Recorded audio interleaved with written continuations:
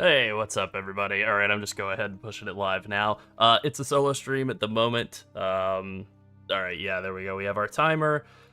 I'll full screen once we're at, at the correct time. I'll also make sure that like audio levels are good, so be looking out for that. But I don't want to blast myself with the admittedly very good music so far. Sunset's stuck in traffic. She was at the dentist. She's stuck in traffic at the moment, so she might be a few minutes before she gets here, but. Either way, we're both very hyped for this. Yeah, just kind of hanging around, killing time for the next 12 minutes. So, that's what's up. Yeah, I noticed a comment in there, actually. Why is the music modulating? At first, I thought it was maybe, like, creepy remixes, because Halloween and all. And now I'm not sure if it's creepy remixes or, I don't know. I don't know if it's creepy remixes or if it's just like something's wrong with the music. Whatevs.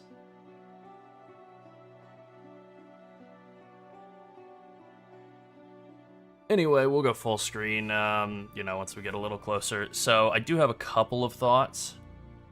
I'll keep that up, but I'll pull up a couple of things here in,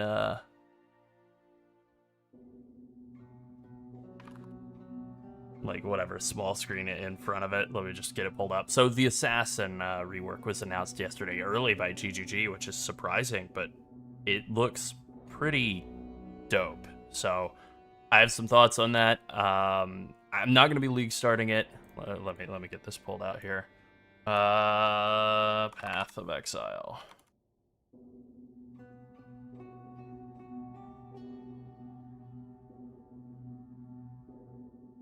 Yeah, this was a good video. There's a lot of good stuff in there.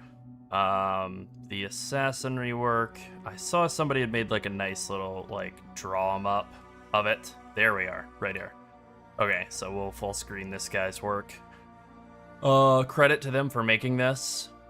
I do think that Pathfinder is still the better option for poison, just because Pathfinder has poison spreading and Assassin doesn't. Agreed, Ash. I love PoE League reveals. They are as fun as actually playing the game. 10 minutes. Yeah, I want to keep that in frame, so we'll do this. There we go. Okay.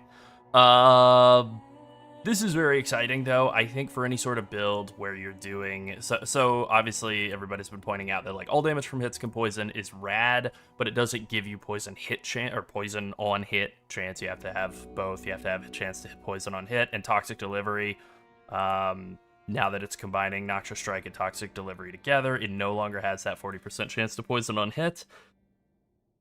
So you have to compensate for that, but I do still think this is pretty damn good. I think Mystical Infusion down here, the like Sandstorm Visage, base spell crit of spells is the same as your main hand weapon, is insanely good because Sandstorm Visage comes with the downside of, if we pull it up here, for one, it eats your helm slot, which is like kind of a big slot.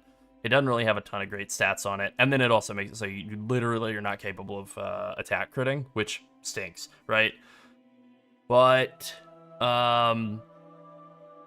this doesn't have that downside, so you could theoretically do like cast on crit and then like have high spell crit. And if you're running something like a Prophecy Wand, you wouldn't be able to do like Cyclone really, but you do like whatever, some of the wand attack skills maybe, or just use a wand to cast spells, right, and have high crit chance. But a Prophecy Wand can get like 14% base crit, and so then depending on what other stuff you're running, I think if you're at 14% base crit, you only need like 700 something percent increased crit to get to crit cap. And then if you're using Assassin's Mark, oh, thank you very much for the follow on fire. If you're using Assassin's Mark, that's like another 1.5. You can see I was already mathing this out, so you'd only need like 650% increased crit to 100% crit chance. And if you're running power charges, which you have to take Unstable Infusion and get over here to Mystical Infusion, or yeah, so you're doing power charges, right? So if you're running like 8 power charges, which I think is like a reasonably achievable amount, that's like 400% increased crit chance right there. So you only need like 170% or 650 or what, 250% increased crit chance, which is very attainable. So I think it is very, very attainable to be crit capped all day long on an assassin now if you're using Mystical Infusion. It really just depends on the base weapon that you're using, but that's very achievable. What is a little concerning or whatever is there still isn't great defense on this tree. Like, I like opportunistic, 35% less damage taken. Previously it was 20% reduced damage taken. Those are slightly different. Oh, thank you very much for the sub, Pablo. That's like a big bump, but it still requires having like 2 rare unique enemies nearby. So good for Uber Elder. The rest of it, I don't know. Defensively, I like Mistwalker. It's up to 100% increased elusive effect instead of only 50%. So if you're doing full elusive stacking, you can get to well over 300% elusive effect. That's cool. You know, it's like over 90% move speed, over 45 to 50% chance to not be hit while Mistwalker's at or elusive's at maximum effect, and no extra crit damage taken. That's really cool. But the rest of it's not as cool. So, you know, the fact that it decays over time and you can't refresh it until it's completely decayed, don't love that. Pike Rasper, yes, new patch hype. I think Assassin's gonna be really, really good.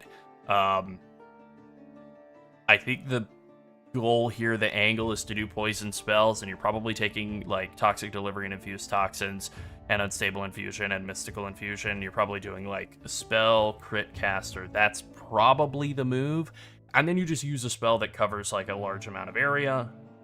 And I mean, then that's pretty much it, right? Then you're good. You don't need poison spreading if you're using like, I don't know, Poison Blade Vortex or something. That was not the best example of a spell to do poison with. I saw some people talking about, I don't remember if it was on our Discord or just random Reddit threads, but like Poison Penance Brand of Dissipation as an assassin thing, and that seems like a possibility, but offense, offense, offense, offense. So it's very offensive tree if you go that way. So you know what? I didn't hang on to the bingo board card from before. So actually, maybe I did. Hi, Ole. Good to see ya. We're getting very hyped. Anyways, 5 minutes to go here. Pretty excited about that. I'm gonna grab a soda real quick and then, you know, get locked in. That is true. I remember most of it. I know some of the stuff is in there. All right, be right back. Just 1 second.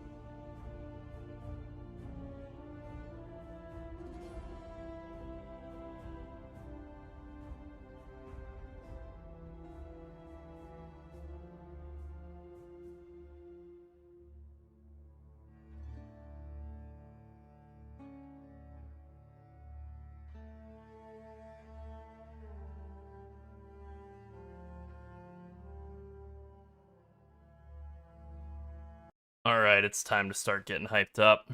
Just one second. I'm going ahead and like setting up Discord so that when sunset is around, you know, I'm not giving people Discord sounds.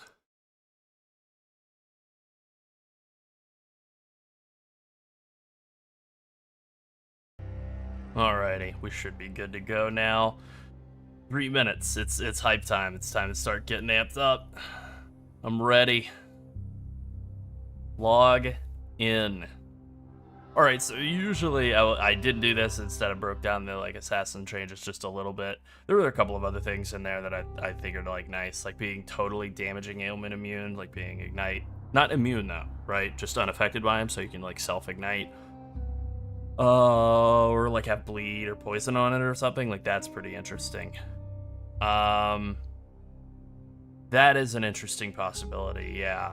Knife in the back and for the jugular, yeah, like that's a really good like potential. Hey, thank you very much for the Prime sub, Nirvani. Yeah, that's pretty much the move, right? Like I'm very excited about I like Halloween. It's my favorite holiday. I think it might be Sunset Night's combined favorite holiday, but no, it is. But yeah, like ultimately, PoE takes precedence over Halloween for hype. All right, I'm looking through some of my old pictures of like photo image here. Oh yes, excellent. I did take a bingo board shot. Okay, so let's see what we have. Assassin buff, that's already in. I don't know about any of the rest of this top row, to be honest. And we're gonna get this out of the way here in just a second, but I feel some of these async trade feels very much like it's in. Bestiary UI update, we already got that, so that feels pretty good. Yeah, double butt got buffed. Feels really good. We'll see about the rest of like all of this. Settlers League rebalance I'd really like to see. I'd like to see either just like literally 10 times more gold dropping throughout the game. Or something, yeah. Dude, there's so much potential for Poison Assassin to be really good. Do really like Katarina. It's got my favorite music. Alright, I'll get this off the screen here in a second, or at least move it over to the side. Do make sure that, like, I'm watching the levels, making sure that the audio is good, but just, like, do let me know if there's anything, awry. We should be good. You know, we'll see. Maybe they'll have issues. That's happened before. Nice.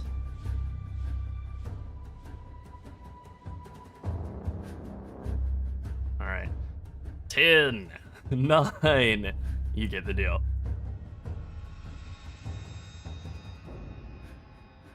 2, 1. Hi, I'm Jonathan Rogers from Grinding Gear Games, and welcome to GGG Live. Today we're going to show you an exclusive reveal of Path of Exile Keepers of the Flame, which is coming out 1 week from now on October the 31st. Twitch drops are enabled on today's live stream, so you'll be able to claim your Hive-born Crawler pet by following the instructions below. Without further ado, let's roll the trailer for Path of Exile Keepers of the Flame. Alright, let's get hyped. We, the Keepers of the Flame, serve the will of the Dreamer. His instructions whispered from beyond the wall of sleep. But now, the Hiveborn are here, on Rayclast, and they seek to poison our world.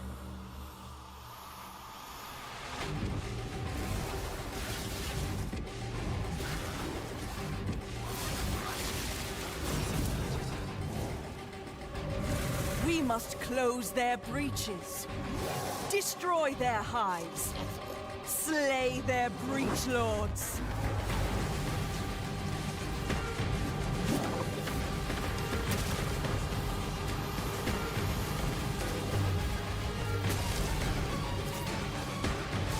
This looks so good. This looks so sick.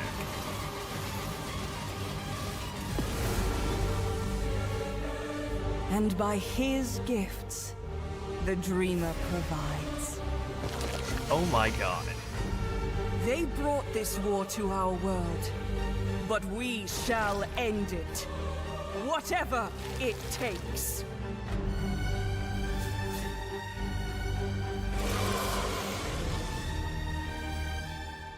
Whoa. Whoa. Okay.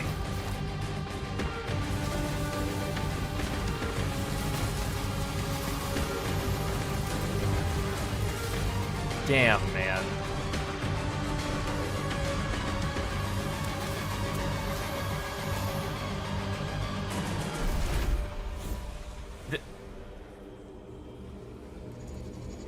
They have cooked like they have never cooked before.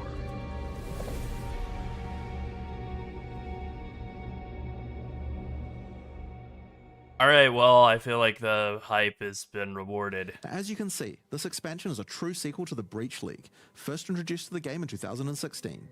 We felt like it was time to progress the story of Breach, bringing with it a slew of new updates to the base game. In today's stream, we'll take you on a deep dive into Path of Exile Keepers of the Flame, beginning with the League mechanic, covering all the fearsome challenges it presents, and the new twisted ways you'll be able to empower your character.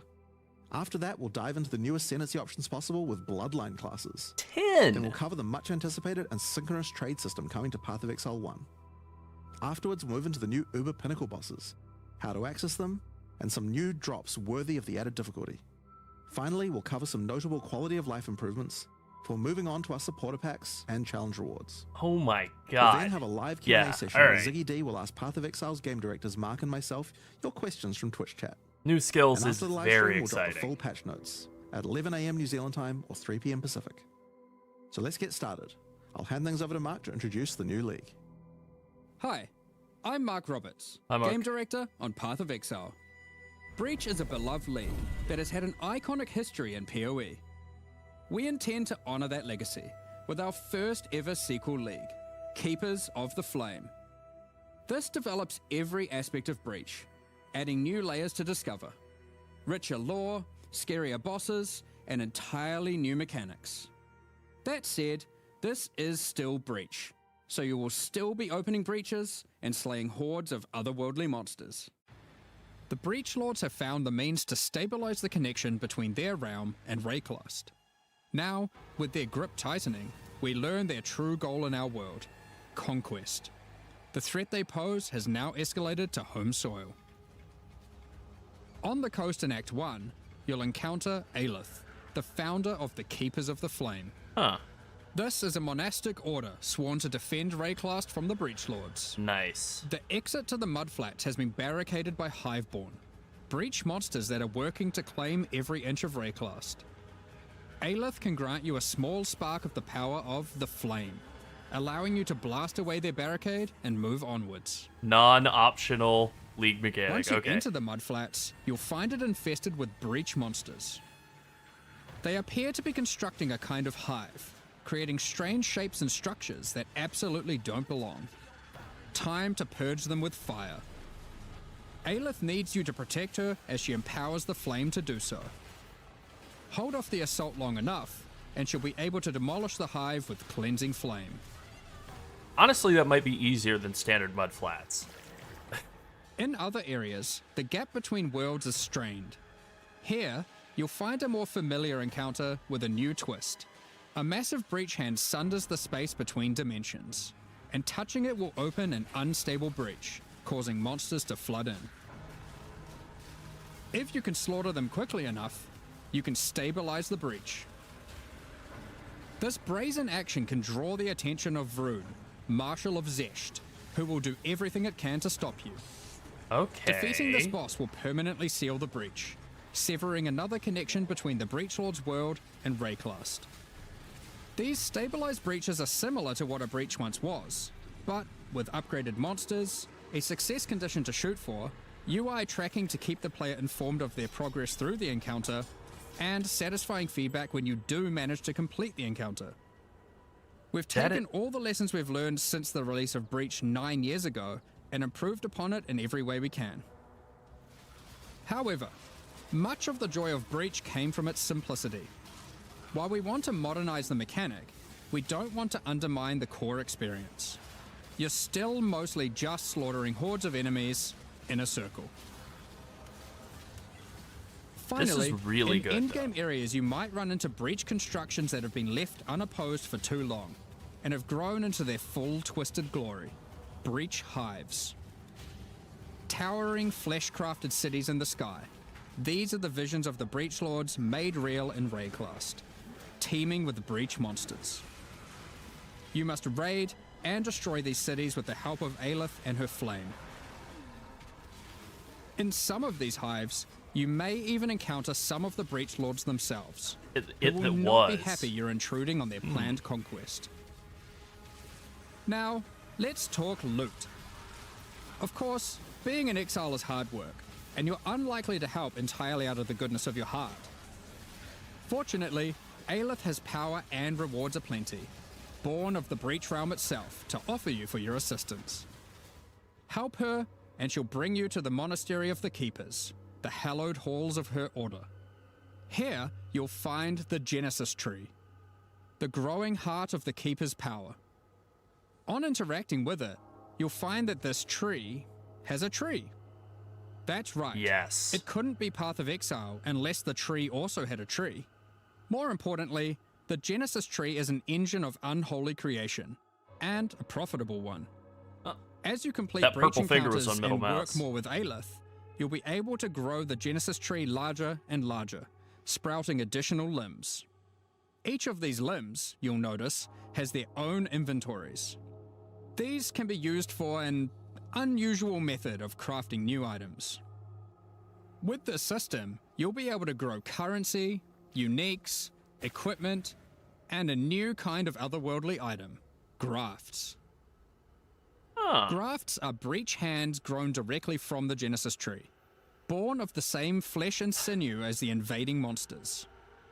These I've always fuse wanted more directly to your hands. body in a completely safe process. Don't worry about it. With grafts, you can harness the power of the breach. Some provide passive benefits like this, or this, but they can also grant a wide selection of powerful skills. These graft skills can provide a flexible way to fill gaps in your build, offering everything from damage to potent defensive buffs and crowd control. Okay.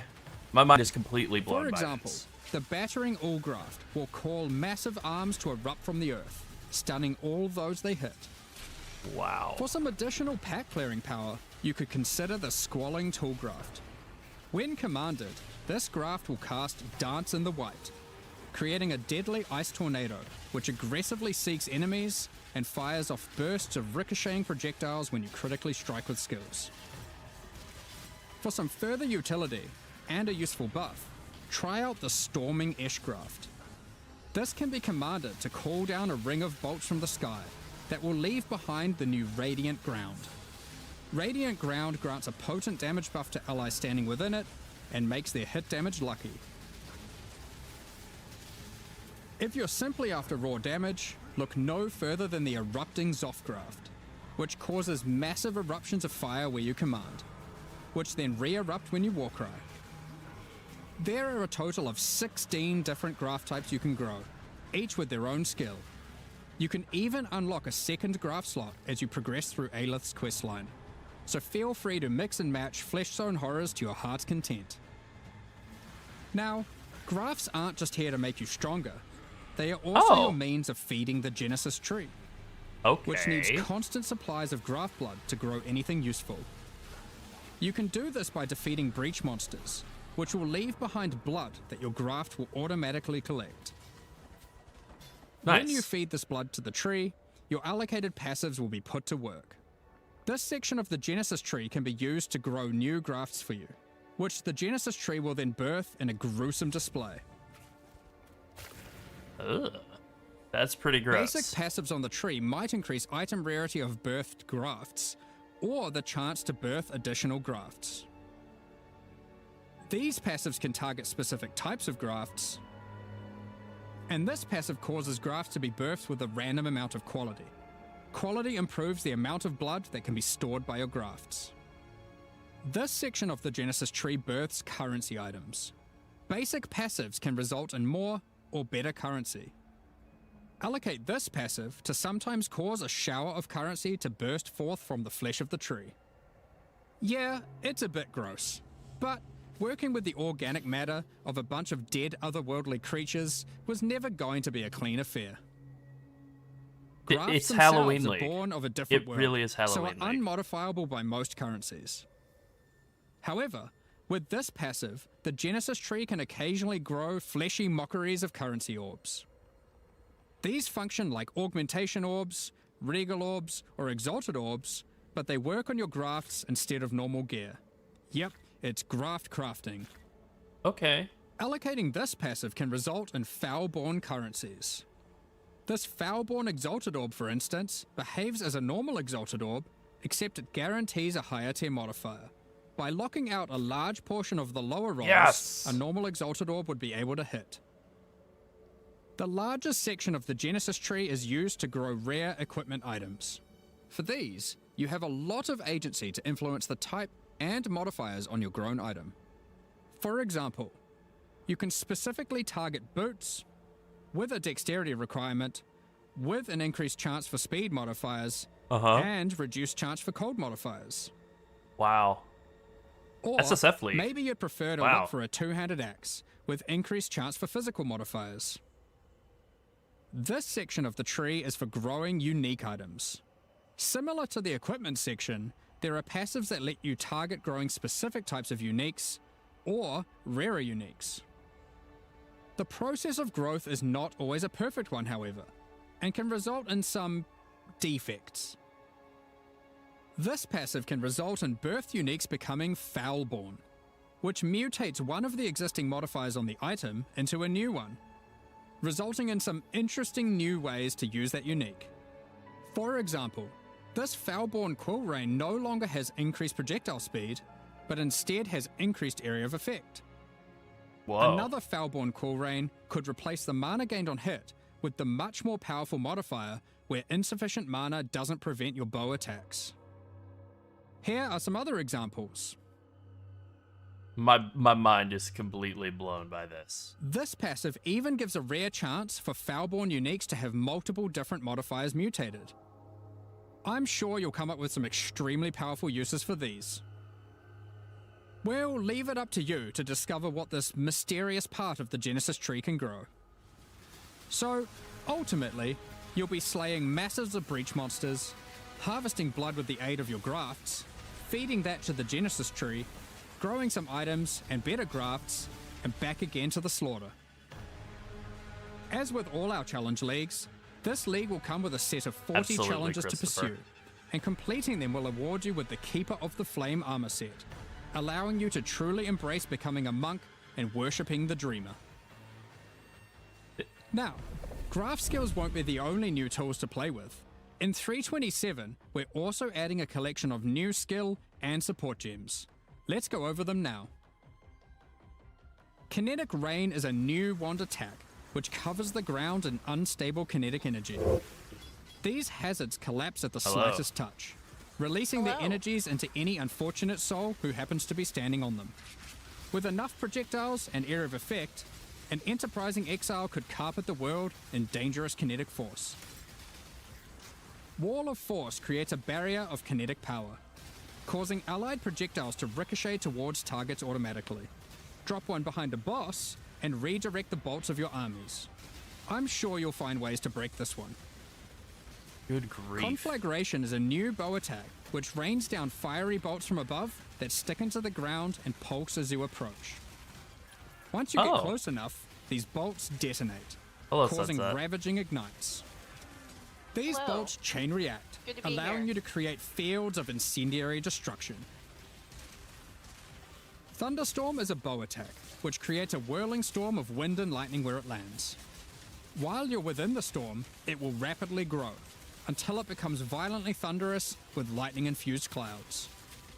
At this point, leaving the storm will cause it to detonate, dealing damage to everything within and releasing a flurry of tornadoes in all directions. Okay. Attacking with kinetic Wow. fusillade will create hovering orbs of energy. These linger for a few moments above you before zipping off to nearby targets, chaining between them, then detonating. Living lightning support will bring to life living sparks of energy, elemental minions that zap through packs of enemies with speed and ease. Use these alongside your spellcasting to augment your pack clearing abilities, or find whatever means possible to cover the world in living sparks of ruin.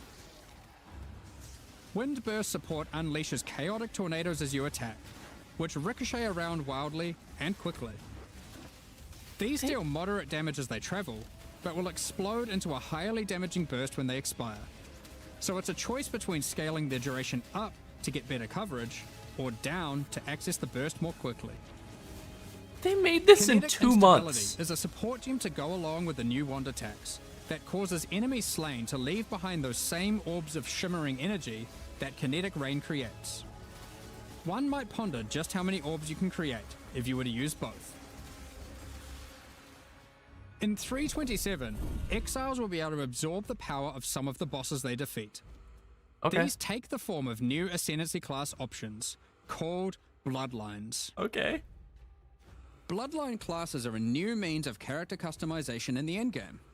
They are secondary Ascendancy classes that are unlocked by defeating specific endgame bosses. They are allocated with your normal Ascendancy points, and you'll have to choose how many of your points go into the original Ascendancy and how many into your Bloodline class. This means there is a nigh limitless ability to mix and match here, as you could choose to invest just a couple points into your Bloodline, or max it out, and you could take any Bloodline with any base Ascendancy class that you see fit. Wow. To unlock your Bloodline, hunt down the endgame boss whose power you desire, and defeat them, or have a friend help, and claim the power for your own. There are 10 Bloodline classes to discover. Bosses who offer this power are typically associated with past leagues, giving additional reasons to engage with that league content. Let's run over a few examples. The Chaos Bloodline will be offered to you by the Trial Master, if you manage to succeed his final challenge. With his blessing, you can greatly augment your Val skills in different ways. Priest of Yalmak lets you use Val skills much more often, while Priest of Kopek makes it harder to build up Val skills, but makes them far more powerful. Or take Corruption's Embrace, which grants more Val Keystone powers the more corrupted items you have equipped. The Ashabi bloodline can be gained by, you guessed it, defeating Ashabi. Her abilities are drawn from the 3 types of life force that manifest within as Marian spirits. The Wild Bear rewards you with adrenaline for generating rage. The Vivid Cat gives your elusive buffs a chance to refresh, as well as making you more stealthy while elusive. Oh, good synergy The with Primal Assassin. Owl allows your unleashed spells to reoccur many additional times, and get stronger for each time they reoccur. The Nameless bloodline comes from the King in the Mists. Be forewarned, his menacing power comes at a great cost. Okay. With the Unseen Hand, you can equip a 3rd ring, but you'll have to decide if that comes at the expense of having no amulet, no belt, or no flasks. Damn. Unlight Silhouette adds a hefty life cost to all your spells, but they deal additional chaos damage based on the amount of life spent. Of course, there is more to come. What powers might you glean from delving deep underneath Rayclass to fight all the Crystal King? What secrets can you learn from Lycia, Herald of the Scourge, waiting at the end of the Forbidden Sanctum? As you can imagine, there are countless possible combinations with the system. You could be a Slayer that embraces corruption and vile power, or perhaps you'll play an Occultist that doubles down on their dark power by integrating the Nameless bloodline. We are excited to see what crazy and interesting builds players come up with. In the most recent Path of Exile 2 expansion, the Third Edict, we introduced a much anticipated feature, fully asynchronous trade. It was a fantastic success.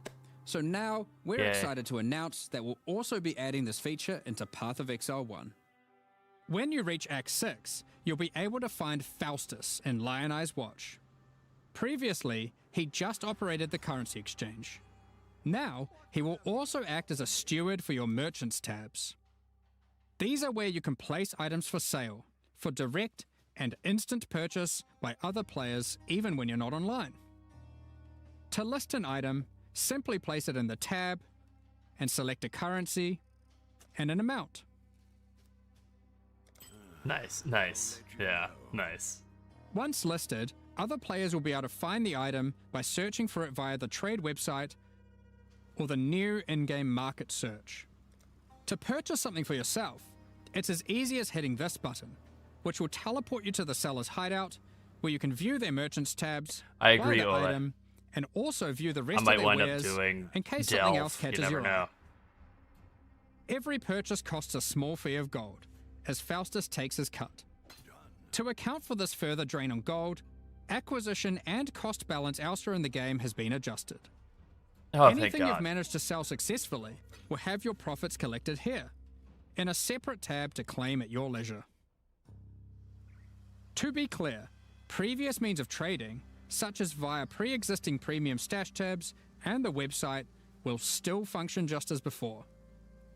Merchants tabs, and the asynchronous trading that comes with them, are an entirely additive feature on top of the already existing methods to trade. You might find yourself needing the trade system to buy some upgrades, because this update also introduces 3 new Uber Pinnacle boss fights. These encounters are manifested from the memories of Zana, and in her long torment, they have festered into something truly deadly. These fights offer an imposing challenge, alongside powerful rewards.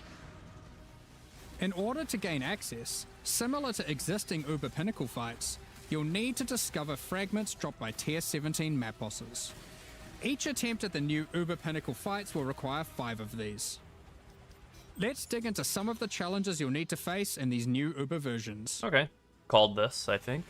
In the original incarnation of Neglect fight, the statues can be used to block the laser beams to hide behind, giving you an opportunity to avoid being shocked, frozen, or killed.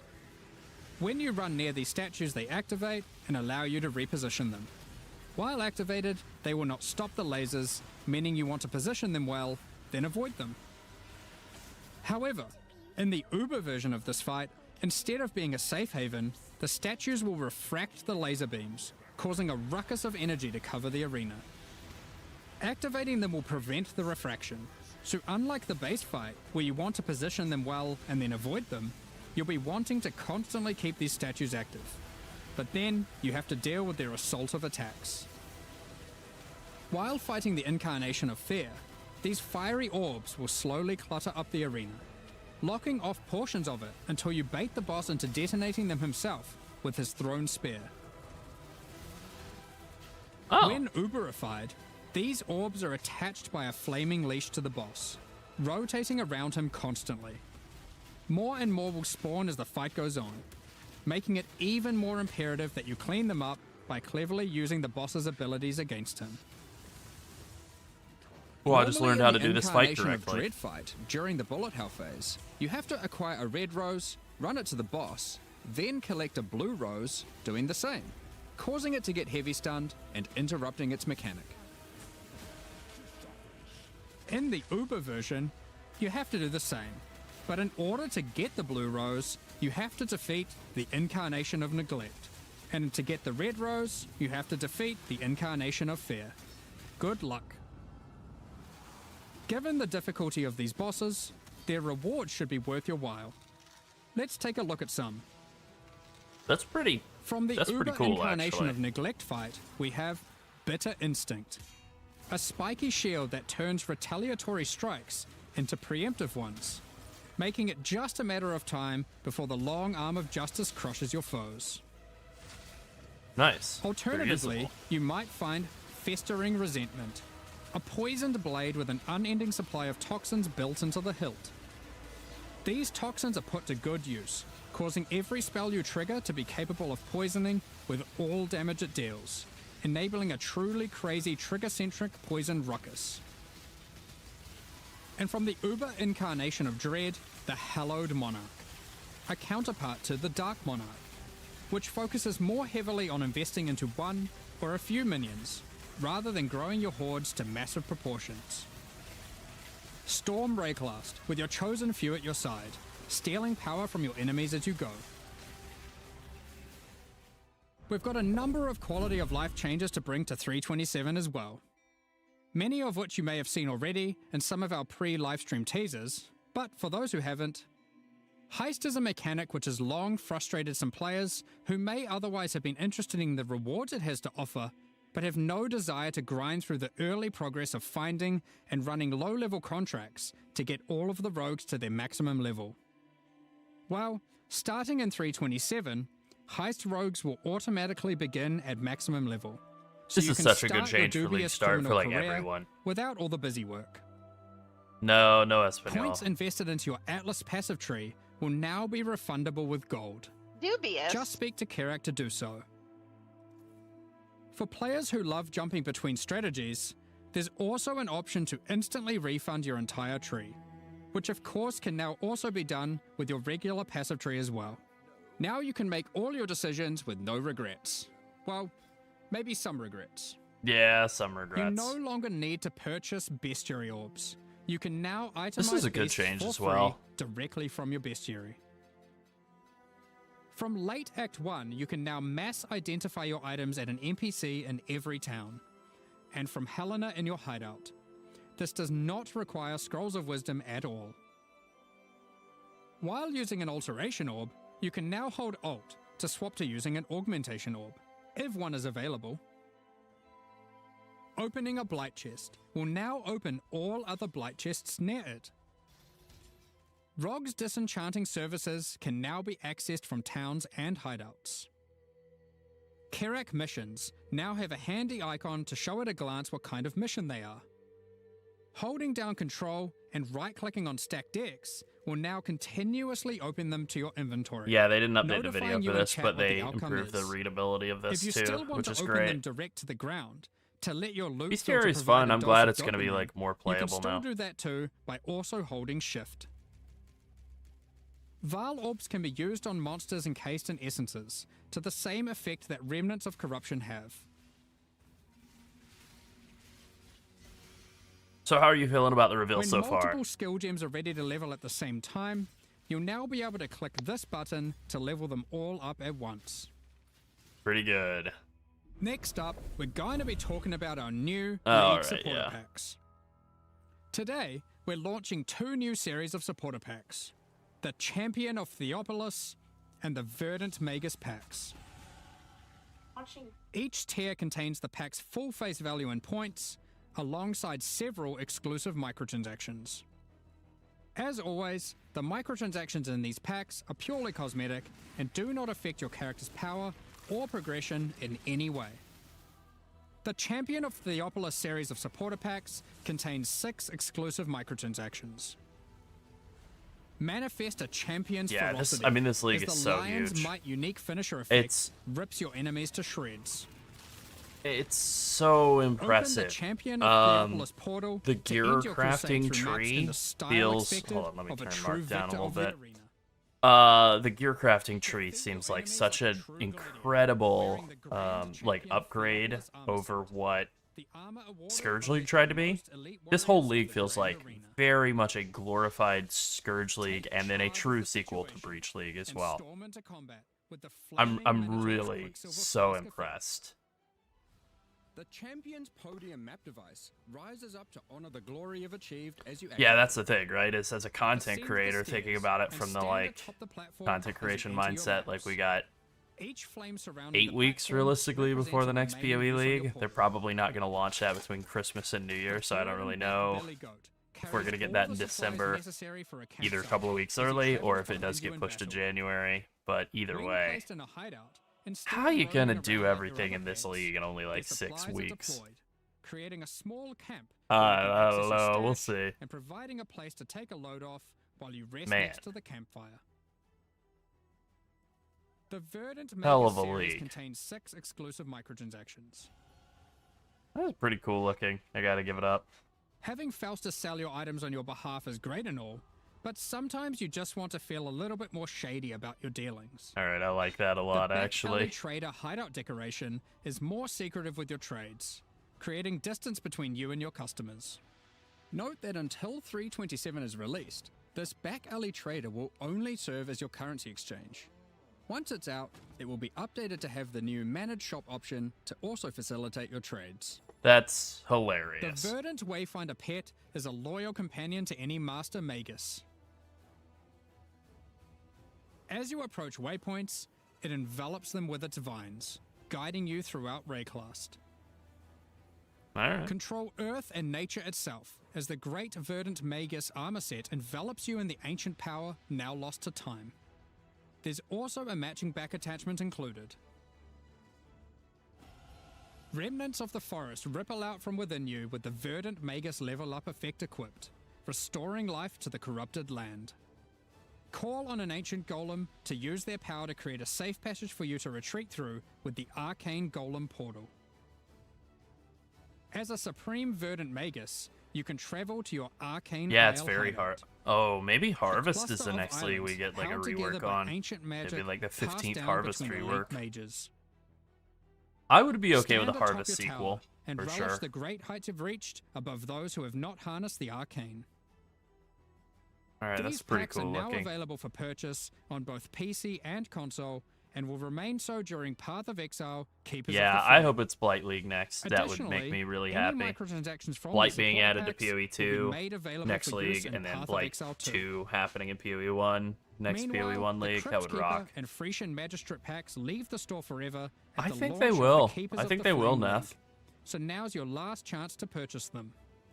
Thank you so much for your That ongoing support. bookshelf, that spinning bookshelf is awesome We're looking. just about to start the Q&A with Ziggy D. Alright, cool. Afterwards, Let's get we'll post the full strapped patch in notes for for the Path of Ziggy. Exile, Keepers of the Flame. Excellent. at And patch 11 notes a.m. today. New Zealand time, God, I 3 love it so p.m. much. Pacific. With release at the end of next week, our community team will be posting crucial information you'll need for the release. Keep an eye on the news. Alright, Thanks Mark. for joining Let's us go. today and checking out our latest developments. We're looking Damn. forward to holding off the Breachlord's conquest, crafting gruesome grafts, planning dozens of bloodline-empowered builds, and filling out our trees tree. We hope you all join us. Oh yeah. Damn, man. That is one of the best release or reveals they've ever done. Oh my god. That How does he know that I'm gonna have a dubious criminal career? true. G'day, How does he Exiles, and know? welcome to the post-reveal discussion G'day, and Ziggy. Q&A with Jonathan and Mark, lead guys who make games, I believe was what we discussed as the titles. Yeah, That's the official title. Yeah. Excellent. I like it, it's good. We're talking about how to inflate their titles in the lead up to this. I am 327 Keepers of wondering the Flame, about the new reveal boat skills, we just for had sure. there was, I think, quite a banger, but I've been even more impressed with what I've been playing here in the office with some of that, so we'll get into that in a moment. But I'm curious, this is kind of like a special kind of reveal day for PoE 1 fans, as I think it marks a return to schedule for us. You announced this plan to do the 4-month cycle for the games, two twos, and it seems to be working. Yeah, I mean, it's certainly hard, I'll tell you that, right? Like, it can be pretty brutal on some of the stuff when it's like, every 2 months you got a deadline. But yeah, I mean, look, we have to do it, right? Like, I mean, that was always the intention, to get, the regular schedule. It's super important. So we have to make it happen. We have to make sure that is something that we can do going forward. Yeah, the mood lighting's I would, nice. Like, I'm honestly, I'm so happy that we managed to, to get everything back. And I think it helps a lot. I think like things feel a lot less like crazy here this Right. visit for me, like, and things seem a bit more of a finished state as well from what I've been looking at. So Well, we're putting a lot more effort into sort of getting that production process down, making sure that everything's going well. Like, we're hiring producers at the moment, just by the way, in case anyone's out there is like looking for as a production job. It's something that we're really concentrating on, making sure that because when you've got a schedule like this, when it's this tight, you have to be really, really careful, because like I would say one of the hardest things that we didn't expect, trying to make sure Yes, that we indeed. get the schedule this short, is you start to become really vulnerable to just like random things, like this person gets sick or like something like that, and that's like suddenly it's like a real challenge. So that's been real hard to adapt to. But yeah, I mean, honestly, we have to do Yeah, it. because PoE 2's 030 kind of, we missed it by a week or two as well. We're like, normally that's okay. Yeah. You slip a week or two, but now all of a sudden, now you got a bit 2 week more overlap with 327. yeah. And it certainly has less room for error. But again, that's why more production staff should help, and we are just going to get better at it. yeah. But yes, we made it to 326 and now 327, mostly on schedule, give or take. One was, you could argue one's an anomaly, 2 is a pattern, so hopefully it should continue as normal. But yeah, we'll get better at it 100%, so we'll work out the kinks, but it was always going to be some growing pains to going to 6 releases a year for across both Path of Exiles. So. Yeah, I man, remember that is so thinking much when you content. guys were doing 4 releases a year that was crazy. So 6 is pretty wild, but it seems to be happening. So fingers crossed it keeps happening. Is the contingency just that like occasionally you just might delay by a few weeks here? I don't want to. I really want to be real strict about it. Like, We said we'd stick to the time and adapt the content around the time. Like consistency is key. So hopefully we can keep doing that. That's still our current philosophy and plan. So yeah. I think you were telling me once before, Jonathan, that when you have that for a while, it kind of helps everyone get an idea of like scoping a lot better. Yeah, absolutely. I mean, look, it helps with everything, right? It helps with the players just feeling the consistency. It helps with like developers. Like it's just overall like a way better state to be in. So, Breach 2, aka Keepers of the Flame. Yes, it's exactly, the first Ash. real direct sequel league in PoE. Now, I know we're kind of sequeling with stuff in PoE 2. There's like definitely follow-ups there, but this is the actual first true sequel league, and it seems like people are pretty keen on the idea. I think the reception's been pretty good so far, first impressions. What are your guys' thoughts on doing a sequel? Were you like anti-sequel, pro-sequel? Because I know people kind of...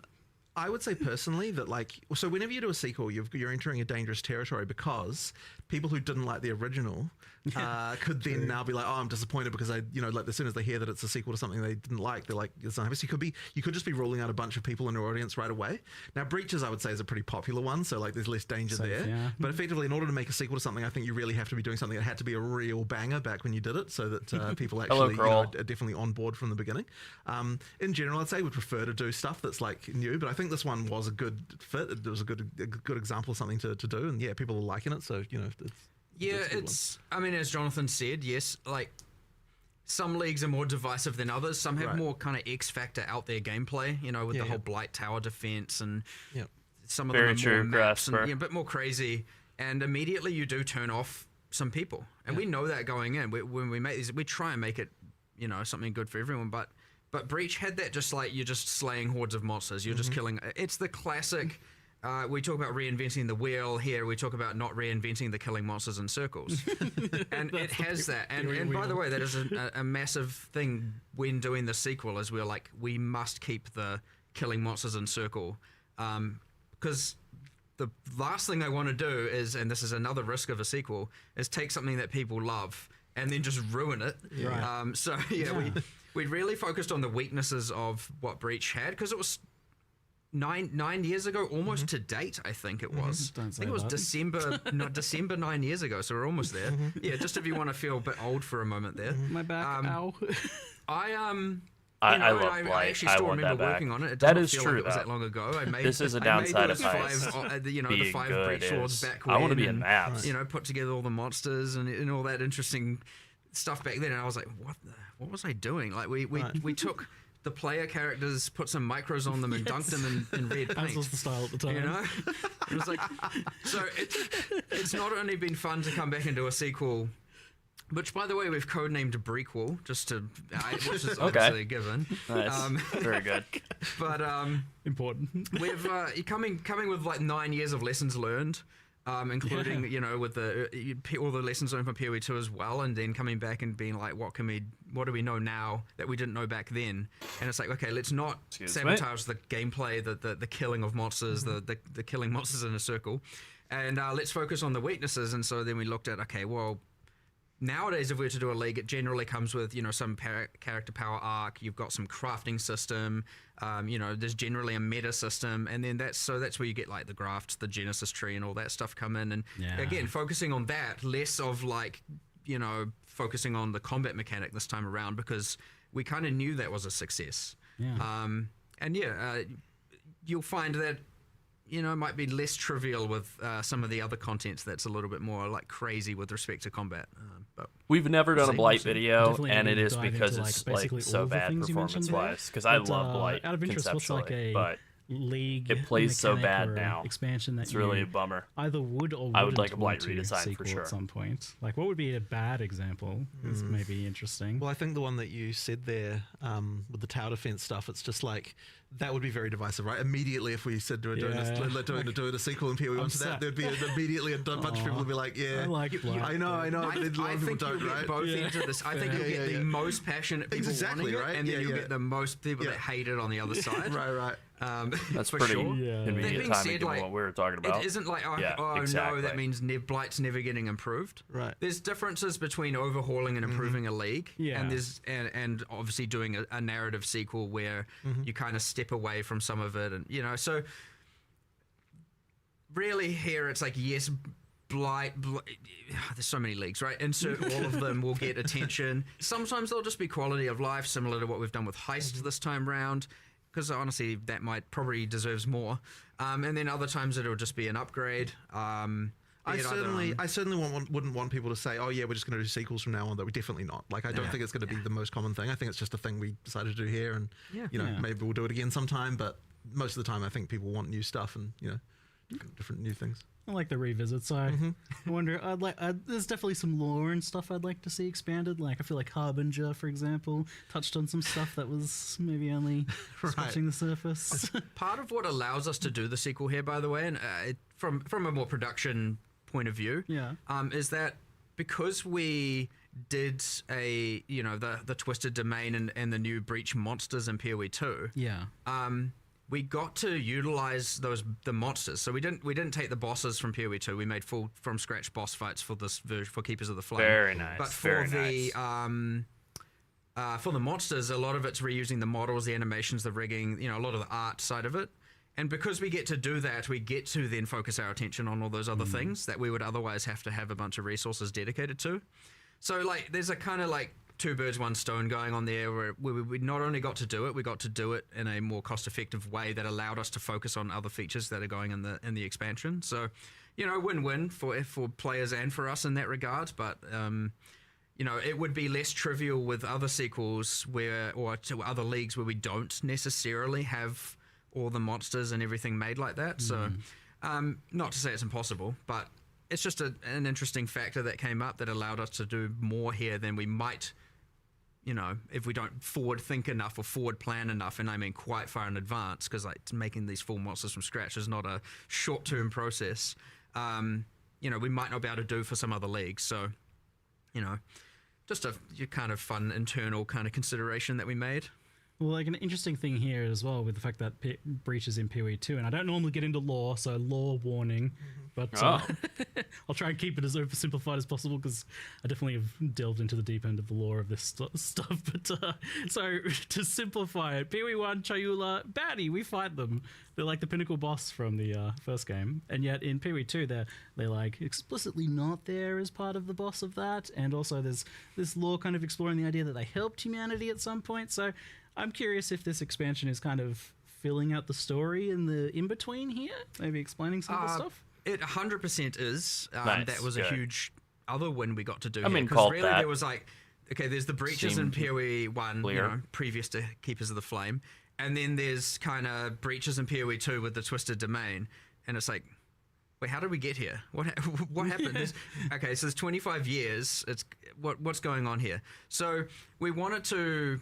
Given again, because 9 years ago we weren't really putting that much into the narrative of leagues and into you'd find back then we're not far from Onslaught League back then, right? It was just 20% of some stats. So, and even when we had Anarchy, there was Exiles, but like there's named characters, but we didn't really have voice acting for anything. Like we've kind of stepped up our game in a lot of delivery of that. So now we get to come back and go, let's establish a bit more about Breach. Obviously, there's uniques and flavor texts historically, but yeah, we got to establish I feel like a little bit more. 40%. And some interesting Out of stuff to it. 85 in our Meanwhile, also, progressing the narrative towards what if people are playing PoE 2C. Now, that being said, if you just play PoE 2, you don't need to know all of this. If you just play PoE 1, good on you. You now know it all. It's all entirely optional information to know, but you kind of have this. Yeah, that's what I'm thinking. Worth noting, We'll know the once kind we of see the Chiola patch arc, notes in a little it's while a bit here. of like, is he good, is he bad kind of thing going on. Still to be determined, at least for the players. I've got a cult following, but that doesn't necessarily mean one way or the other, does it? You know, like he was a baddie here. You're an acolyte of Chiula over there. Yeah. What goes on in between? But I was reading the flavor text of the Acolyte of Chayula this morning, and I'm like, even that doesn't really kind of suggests that maybe it's not a good idea to be following them, but but there's power. But like the monastery of the Keepers of the Flame is actually where the monk trained and from PoE 2 grew up and all of that stuff. So kind of little fun bits there. People playing both games will appreciate it. It's still great. It's going to be great in either game, and it allows us to develop. Oh yeah, we'll definitely go over look, patch they're both notes. set in Ray class. It's still a shared narrative, and it's nice to be able to like evolve all of that. And it's it's honestly been fun, really, honestly, doing all of that. It's cool to expand kind of like some of the story of the Ascendancies there as well. Like you're getting a bit more of a tie in there as well. But you said the monks trained there, though. I thought you were just telling me earlier that the monks trained here in the studio. What's Yeah, so technically now, officially, the monk has been trained by one of our IT administrators here, since that was he was the person he's I'm not sure what the martial art is, but you know he's very well trained. I believe a black belt, and we used him for our mocap reference. That's so cool. Let's Hopefully take a look. He doesn't mind me mentioning that, but you know it was Awesome. it's quite fun. I think our animators enjoyed that one a little bit as well. So That's awesome. You guys hadn't really done too much of that in the past, or? You mean mocap? Yeah, like I mean, mocap. animators always I- film visual speaking personally, I'm at references, so, like, they've got a 80% room on basically where they the go up and drop. just So- you know, like doing all the pretty animation, close. acting out. They're often not actually mocapping technically with like, you I know, feel like all it should be at suit and 100%. It's everything, only but supposed to be they're 45 often filming minutes, that right? and then, Definitely been doing watching for animation more to than it, that. so Yeah. Whatever. I'd say one of the most useful pieces of technology that we've been able to benefit from is it's a literally single phone shot mocap and Yeah.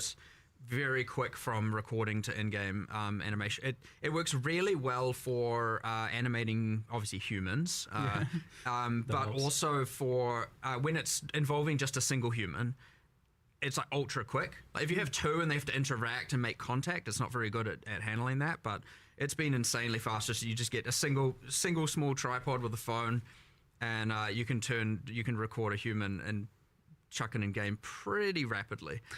So that's been amazing, and honestly, almost all of the human animations you'll now see in game, where it's not someone punching or hitting another person. So like, it's not, you know, the best for combat and kind of scripted cinematic interactions between characters, but just those kind of freestanding town idols and all of that stuff, yeah, you can do pretty rapidly now. It's been a pretty big improvement, I'd say, in a cool way. So Yeah, and I mean, you're getting like PoE 2 quality stuff in Path of Exile 1 as well. Like, I've definitely seen things like that's a lot more going on there than there usually is in PoE 1. You were just talking about the fact that the original bosses were just exiles with extra color filters on them, right? I mean, everything new that goes into PoE 1 like has been a lot higher standard than some of the early stuff for a Yeah. very long time, right? Because it's not like you have people being like, oh, you know what, I'm going to make this worse quality because it's going in PoE 1. Like, obviously they're going to make something look as good as we can make it, right? Our artists are everything- our artists, Yeah, you know? exactly, They right? just So make I mean, the good anything you quality do art. make. You could probably phone it in a bit more, I reckon. They but don't. No, an artist doesn't want to do that, right? They want to make stuff fair. that's good. So Who wants to do that? Yeah, I yeah. appreciate It's a that quick way mindset. to remove their job satisfaction. Right. Make bad stuff. Yeah. It's too good. Yeah. Yeah, fair enough. So you mentioned the sanctity of the kill monster in Circle. So on the mechanical front, I noticed that there's actually two distinct types of breaches here. There's very much close to the original one, but then there's this hive one. What are the differences between the two and how So they we've work? got Yeah, I was 4 curious about encounters this as well. total. At the more common one is the kind of what we're saying is the hive. So the breach have come through those the hand portals. They've stabilized the breach and are now building their hives. And so you'll come across there's heaps of walls and constructs and some half organic, half inorganic. And you get the little spider things, which I think is the Twitch drop for the stream. You get those and they're kind of building and they're like putting together like molecule by molecule building these hives.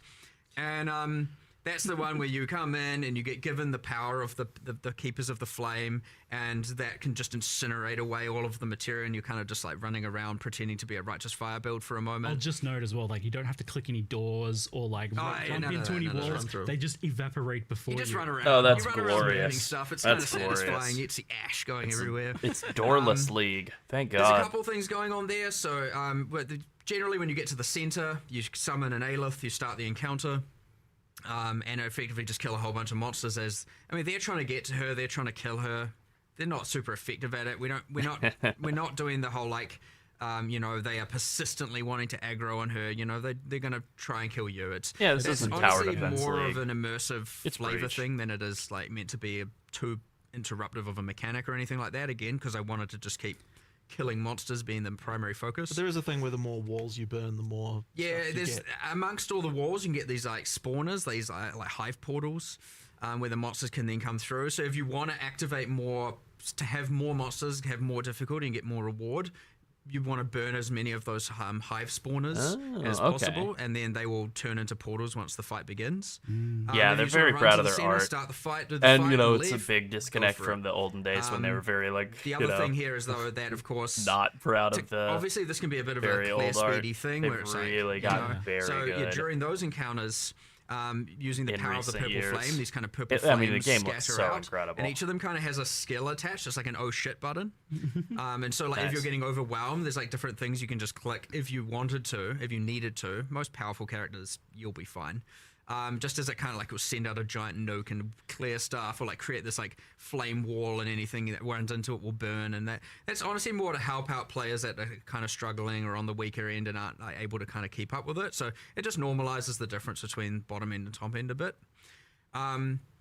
Again, not meant to be intrusive, not meant to be like complicated. We kept it simple, and it's just like 99% of it. I mean, is just when you boil it down, it's basically just like a fast-paced wave defense. Like, just survive 6-8 waves of Pretty monsters much, that are yeah. rushing at you pretty fast, and but it doesn't have that that's- same clear speed pressure that the like basic one has. Yeah. So that's one encounter. Second encounter is like the traditional breach, the one that players have. Oh, that's great. Historically been playing. You activate a thing, the breach expand out. So these are breaches that haven't been stabilized yet. Yeah. So they haven't come through to build their hive. So you activate it, it starts expanding, you kill all the monsters, it's revealing, and then once you've killed enough, and if you can kill enough, Yeah, like, there's it can those be patch kind of hard notes. early game, but like towards Yeah. end game, that's Supported your goal. back patch notes. You'll notice a progress Yeah. bar filling up, and Alright. once the breach gets to the end, that means that it will become stable. And so what was going to happen is when it becomes stable, the breach are going to send through their like difficult monsters, their elites, their enforcers, their front line to come through and secure the area so they can send through their like little worker spiders to start building their hives. So this is like a yet to be a hive, and so you obviously don't witness all of that. Generally, what you do experience is you kill enough monsters. And then in the center, the portal activates and a bunch of monsters and often a boss floods through. And so now you have to go back to the center and fight all that, kill everything, defeat the boss, get the loot, and then everything drops then and there once you successfully do that. If you can't do it, run away. That's up to you.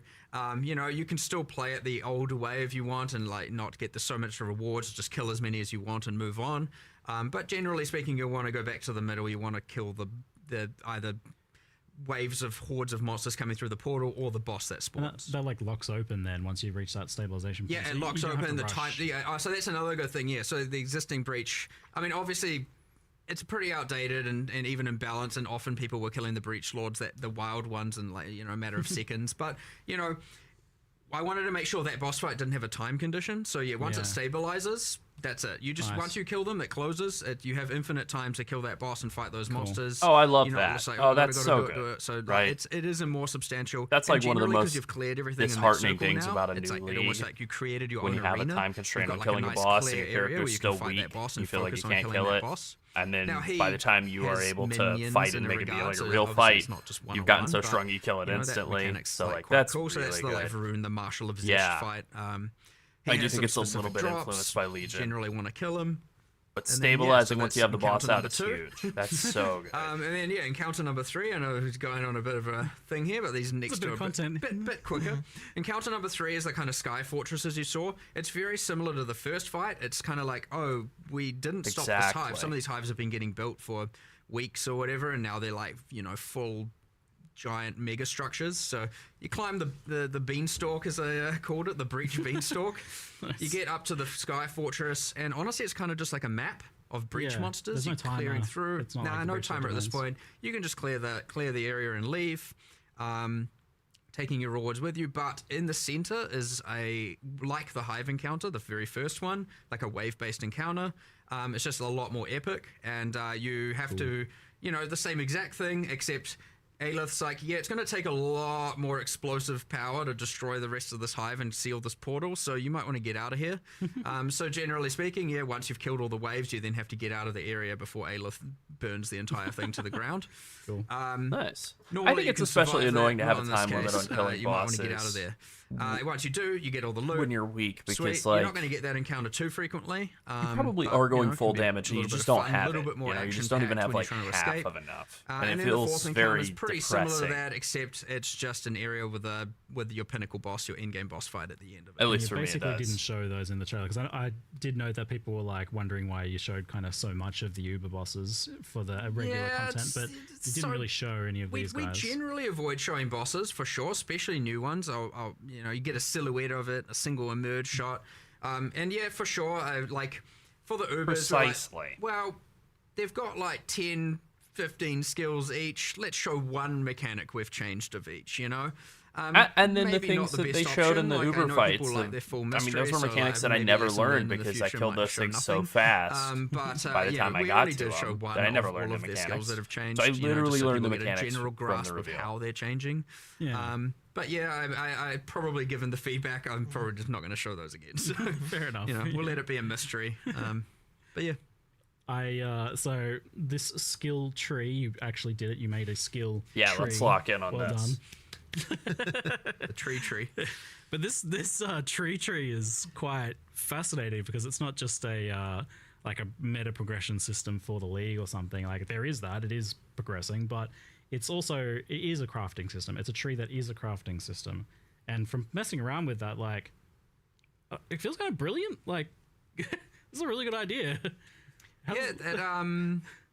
It seems very rewarding. There's kind of a mixture, But, like, it from, punishes you for not being in Chris maps. Octavian and I can't remember who. Me and him and kind of Andrew, we all kind of we just came up with ideas. But I think the original tree that spawns items or grows items and then hatches items came from Octavian.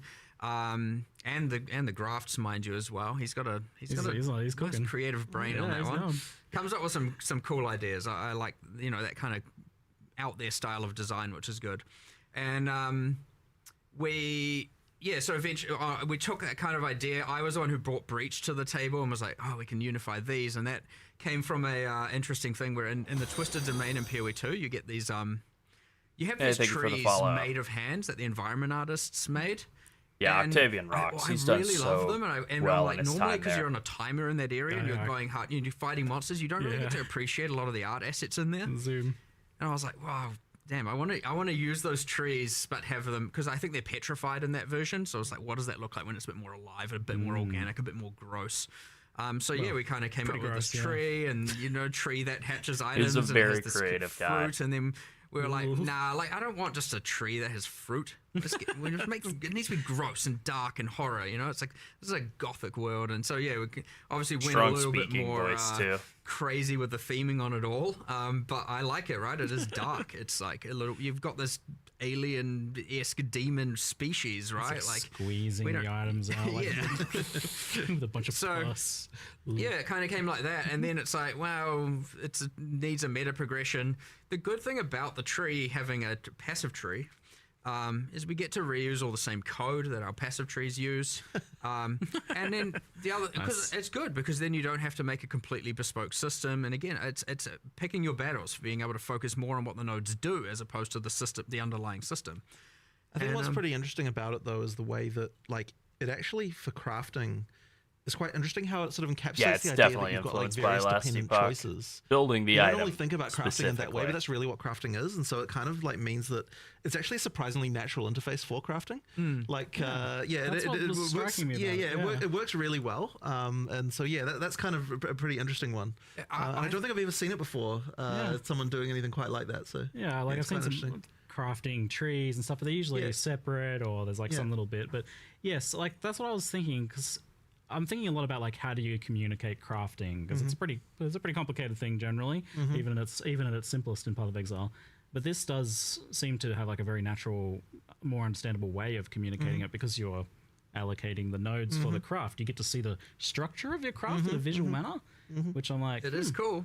it's, And how did we go this? So we've got multiple character trees. We've got world area trees. Is this the first crafting tree? Well, kind of. There was the one with the items. I don't even remember the name. There was of it the anymore. there was Crucible? the Yeah, the Crucible, Crucible yeah. one. Crucible that was items for having trees. That wasn't a tree to craft. Yeah, It was an item You could growth. kind This one's of definitely more argue interesting than Scourges, Scourge like or the whole Crucible's microwave trees. mechanic kind of, but it wasn't really a tree. It was like a grid. It was a bit different, you know. So I don't know. It might be our first true crafting tree. It's like I just can't help but wonder. Like we'll see, I guess, after a league, but I just can't help but wonder if you like accidentally stumbled upon one of the potential solutions to like how do you communicate crafting to players because it's so hard to do. It's like I don't know, maybe this has applications elswer. This idea. We'll see how it goes, and there's a lot to expand on here, of course. Like when you have these kinds of tree systems and. You know, immediately people are going to be like, oh, keystones and, where's my crafting tree notables and masteries and jewel slots. My cluster jewels for my crafting tree. Yeah, build your own crafting tree. Yeah, I think my pet just came in as well. Yeah, we'll see where it goes, but obviously that depends. I know the timer said 45 We don't minutes, but I think it actually wound up being an overcomplicate it off the bat, So hour. you come in with something kind of simple, elegant. Yeah, it'll work. See how it works, see how people respond to it, and then... if I would things love go a poor, 'cause we always like to bestiary decide remake. based on how the I think players that is the respond. league We, most needing of a remake. Evaluate how we want it to be, if we want to change it, if we want to leave it as is, if we want to, so we'll do all that. But yeah, it's cool. I like a lot of the ideas coming here with that, with that and the grafts and stuff like that. There's some pretty crazy cool things. So talking about like the idea of preserving some of the stuff from the old breach or what's not being kept. So you had the old breach lord domains. They're effectively being replaced or removed here. So those are all we've kept. Breach 1, I don't know what you'd call it, fully intact on standard. Whereas on this league, it's the full Breakwall Keepers of the Flame mechanics. So full replacement. None of that is there in the current, while playing in Keepers of the Flame. Like, all of the breach nodes on the Atlas tree are gone, and all that. So you've got the current league. Obviously, our I'm intention excited is to that see it the goes tree. core, but we'll Prequel take is the so better good. elements of it. One interesting thing here is obviously we still have all the old stuff. So if we miss the mark on some things, it's still there. We can bring it back. We can integrate it. We can, obviously it would suck, to have to then accept that we have to keep using all the old art and old mechanics and old fight to some degree. But like, if they're more fun, they're more fun. We're not necessarily here in the business of taking away things that people loved. So Nah, obviously this I'm pretty looks so confident in much what better we've than got is fighting gonna 5 be different colored amazing, and bosses as that you just said, do first Cyclone impressions at you. pretty positive, Cast while so, channeling Cyclone. But worst comes to worst, if we have to take the best of both worlds and merge them, then that's still what we're going to do. Now that being said, so yes, you don't have breach domains in Keepers of the Flame. You got all those new mechanics I described. Yeah, earlier. I'm not gonna miss breach but domains that at isn't to say all. There isn't a future where we have a prequel to the prequel, and we have or an update. Not necessarily another sequel, but you bring back some of those things that were good about it. So immediately I can see people coming to mind. Oh, but what about the uniques or the rewards? We have kept all of that. All of that can be spawned from the tree. You can grow pretty much all of it. You can find. I won't reveal exactly how to do that. You can figure that out. Yeah, nice. But you can generally get all of the historic rewards from Breach from the new mechanic as well. We've tried to keep all of that. Does this mean breach rings finally get a revamp after sitting there with their silly thing? That Yeah, well, no they one got uses? their improvement in PoE too, so we had already accepted that having a double effect while in Breach, especially given that's only useful some small percentage of the time generally, not good enough. So yes, the breach rings have been reworked. Yeah, very true. I believe the implicits are all max res of the corresponding element types. I can't remember what fifth one is. Whatever, we'll deal with that. But I believe it also restricts or constrains the mods you can roll in it. So it's like Zoff rings, fire mods, etc., etc. Cool. That's a really Sounds good really way to interesting. deal with. The unique Breach crafting rings. as well looked pretty wild. Like, I was pretty excited to see that. I expected it to be like it would remove a modifier and then just replace it with like a random rare modifier or something. But it seems like they're actually handmade modifiers, like there's bespoke modifiers, and even multiple. Like those 2 Quill Rain ones. Is this just like a long list of them? And surely you can't do 1,000 uniques worth of those. Like, I actually don't know what number they got to, but effectively it was just like, we'll just go until we run out of time. But yeah, like there's a whole bunch of uniques. It is here's the list of mods that it can lose. Here's the list of mods it can be replaced with on a per unique basis. Yes.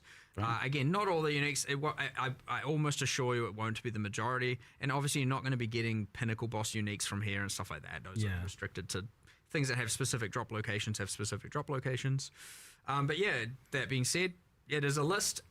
It would suck to, lose the key mod on an item. So generally speaking, we don't allow like what gives that unique full identity to be removed. A lot of it can be either the fluff. I'm hopeful stats, there is like something good for some stuff like that. Pathfinder for toxic rain builds. I do want some sort of there. If people love that, it would be the thing where we can add more and more and more and more, and then eventually we will have the entire unique pool covered. So we'll just see how that goes, but wild. It's kind of fun. You love to see it. So the other thing was these creepy arms that you can grow on yourself. I love that. We just, here, have an arm. Sure. Just plug it into your back. Why not? That's a good question. Shoving rusty bits of metal in ourselves and stuff before, so sorry, Ziggy. Why not continue with that? But these are like, it was in the video, but I didn't really like kind of understand kind of how impactful they'd be until I was messing around with it, especially for leveling. But these are like pretty major skills and an extra layer, because especially so there's 16 of them, and you can have 2 of them, and they're like a mixture of auto casting skills, proc based things, so like on attack or something, and manually cast in some cases as well. Depending on how 28, good like stuff crazy. is, I think what you wind up dropping is pretty significant. Nature's Boon. This only applies to magic flasks, and you might be using 1 or 2 or maybe even 3 unique flasks at some point. Yeah, especially at endgame, like they'll definitely like very. And then I don't really want to drop Master Surgeon ever, but maybe that's the move depending on what the options are. Spectrum of usability. Generally speaking, thanks for hanging out, they're Crasper. Be pretty powerful. Have a good night. But you know how strong characters can get. They Patch can notes, generally outclass patch notes everything. will be there for you when you wake up. That being said, for a long way, they're going to be pretty damn useful. I think you would want to give up Nature's Reprisal, but I guess you can play without it. The difficulty it's 30% increased damage on the monster, so I don't think you you'll really want notice to give that like up. Something But I think you theoretically, observed as well. The numbers on the skills are like out of control. Nature's Adrenaline's the one that's that is like because they don't totally scale with can't your give that stats. up. Yeah. Obviously, debuffs on the enemy. You can lose anything pretty you much debuff any on of the them rest of it. does. I think it would be But doable. yeah, they don't scale with your increases. The reason for that is that I wouldn't want it to be that Hey, if thanks you're for a hanging out. spellcaster, you have to use one that's doing a spell, because you generally focus on increases. And I didn't want it to be that, now in order to benefit from grafts, you have to really only invest in global damage increases and stuff like that. It would restrict the character builds too much. So we made them not scale with your character stats. Oh, that's great to hear. Obviously, again, I want to as be said, able if to you run reduce the resistances of the full enemy, damage on a fire more damage damage, build that is kind something of to get stuff. freeze out of the graft. Yeah, there's a kind of a lot of them that vary from utility through to just like pure offensive power. They all also just come with stats, so... And yeah, as you said, if you didn't want to... there's ones where you use skills and you can use that tactically. You can merge that with some of your abilities. Or if you just want to, effectively let it autocast. Have fun working, Ash. Ash. As well, if you Thanks just for can't hanging be out bothered, with us. That's also fine. And honestly, the worst comes to worst, at the end of the day, they still kind of just give some mods, and that's fine. And they are obviously used to... If you want to get one that just like specializes in harvesting more graft blood, that's also a thing you can do, because those systems are linked. Like the grafts do gain the graft blood, which is what you give to the Genesis tree to give the item. So there's kind of a nice interlink between. I mean, they should really be replacing the power that you previously got from mercenaries, right? Like if the league needs to give you something that's going to fit in that power curve, so therefore you can look at it in a similar. They are mercenaries way. on your back. Yeah, in a way you could say that. Yeah. That's what I was kind of thinking when I was messing with it. It's like, okay, so we're gonna have 2 of these. It definitely feels like how I was looking at the mercenaries and picking mercenaries that had like 2 really good skills. Right. It was kind of a similar idea. So the design of mercenaries has informed this somewhat, then it seems. Sadly, this is so much less of a pain than mercs, though. No. Can't put items Can't put a on bunch of them. rings You can on. do some gloves. Tell your arm to hold a sword. Can't you know. That would have been kind of fun though. That would be pretty cool. The way Octavian explained the graphs to me was he said they're not you, and I'm like, somehow that's really creepy to hear. It's like they're attached to you, but they're not a part of you. That was explaining the scaling. Like that's why they don't scale with your stats because they're not you. They're independent life forms and therefore don't benefit from your passive tree. We didn't do this, but we had a desire to do unique ones, which I thought was kind of going to be fun. We might do this later, like going core, we'll do it, but we're like, what if you, and I think it was Octavian's like, what if you had a leg growing out of your back? What does that mean? And I was like, what if you had like a good jacked quadrilla arm or something? That is you a just have unique ones fantastic where they idea. have like just like deformations, and you can have like random, deformed crazy things going on, or like, I think I had a design. I was like, what if there was one that was like converted? You're like, I don't care about the league. It converts all graft blood to gold or something, and it's a kind of like cursed pirate treasure arm or something. And we'll see if that goes somewhere later. But I think that could be kind of fun to play around with. So There's definitely some sort of like biomutant kind of combining of limbs and genetics and stuff potential here, maybe. later mechanic, right? Like nice to have these things you can expand on. So. Yeah, so it looks like you can synergize with them, but you don't necessarily scale them directly, like you're saying. You can debuff enemies and things like that. While we pan down to some of our additional questions, I've been noticing some that get mentioned a lot in chat that we'll kind of transition over to briefly. So WASD gets mentioned a lot, like if that's something that's planned for Path of Exile 1, if it's feasible, what goes into So that? in order, It's a pretty big deal. In order for WASD to happen in PoE 1, we need to get the rigs from PoE 2. In order for that to happen, we need to finish moving all the microtransactions over, which has definitely been a bit of a slow task that we kind of, need to get through. Yeah. And so effectively it would be, like, we do want to do that at some point. I love and then that after idea. that I point, we liked can move Metamorph WASD even though it for was PoE bad. 1. But yeah, it's just a question of getting through all that work, and then we can do it. Like, I'm not. Oh, we're against it definitely by any still means, doing it's just, Toxic Rain. Yeah, it's just. I want it to I happen, probably it's will just be playing with some of those new bow getting all skills at those some things moved point, over to but the new we're rigs definitely is going to the, still start limiting Toxic factor. Rain. Yeah, and you want it to be kind of That reaching fire certain rain is thresholds, really seems like, interesting. of quality. Well, I mean, so yes, you 'Cause you can can do it. You can do it, Like like a just like controller. where the character just rotates. Yeah. But I wouldn't say that gets like that. The quality of that is really not great. Like I don't think it feels good. So yeah, I kind of want to make do it with the proper rigs that we get. And look, that would be so beneficial to everything anyway. Like, we're highly motivated to do that because it means that we don't have to rig a bunch of stuff for the old rigs anymore, which a bunch of our artists would definitely appreciate. So yeah, like we will get that done, and then The yeah, it's wand, going to take a while. Like, the it could wand be rain is quite a- so Biggest benefit cool from looking, the rigs so, is just that we're going to then be able to actually like, do that's really interesting. a lot more new skills yeah, animation in PoE 1 as well that Yeah, I actually love the idea use, of new mutating animations, quill and rains. it's not going to be an absolute nightmare to try and make. So that's going to be epic when we actually get to that point and can just be like, okay, floodgates open, let's go and make a whole bunch of new skills that are using new animations. Because you'll notice, even though we have a bunch of new skills in this patch, Yeah. it's all using the existing animations and different means of delivering it. So generally speaking, we have kind of your spell projectile, spell AoE, spell buff. They're kind of separated into all these categories. Yep. And so when you generally do a buff, you just use the buff one, and AoE use the AoE one. But as a result, we don't have just cool bespoke things where you I don't know, do a flip while doing doing Yeah. crazy stuff like that. We're not going to be able to really get that in PoE 1 just because the cost is insane to animating that. You got to do that on 7 different characters, 7 different rigs. with all the different weapon sets. Yeah, with every single weapon set. And because generally PoE 1 doesn't have as much restrictions on the weapons to skill association, it would you'd be like, it's Yeah, corrupting, it's not like great. making a It's mutated really Widow not great, Hail and it would be could be the really cost of doing that would interesting. mean we'd have to do I don't know so what mods much it would less corrupt, other stuff. so yeah. So, But mutated I mean, quill just a rain could random be tangent incredible. on why the rigs would be beneficial as well. Like immediately, I'm just like, oh my god, please! I want to do new skills that are But we will feel do. We will different. do it eventually. It's just porting all those stuff. Yeah, well, it's an interesting insight that you even plan to kind of bring this PoE 2 rigging system over to PoE 1 for animations and things like that, because that indicates that the future of Path of Exile 1 is not very static visually. Like, obviously we're seeing new stuff getting ported back, but potentially a lot of stuff getting remade and updated, and PoE 1 is anticipated to change a lot in that regard over time. Well, I Yeah, mean, mutated it mage just- blood. it Let's just- do it. Like, if for no other reason that it makes our lives easier, we need to do it. But yes, it will have the side effect of making the game look better too, which I guess is good. So another thing I saw mentioned in chat quite often was like asking for Trial of the Ancestors and what's the plans or status of that. I mean, we want to do it. That ultimately is just a resource thing again. It's like it's one of those ones that it can't be one-to-one. It was too gameable, too solvable. Like got to a point where I was like, this is the strat you do. We need to like fix a bunch of stuff with it. It's not out of the question. It's honestly just a like whenever we assess the scope, it comes up all the time. And it's like, oh, we could do this, or this. What do we? And it's always going to come at a cost to something, and it just has been. I agree so with that, far. Ole. Yeah, like you know, the at least 326, openness about the 327 back that end of their wanted to production make sure that- pipeline is we had other priorities, I guess. Is totally safe to say. unprecedented. So Yeah, I mean, in any TBD, media, certainly who in gaming. knows?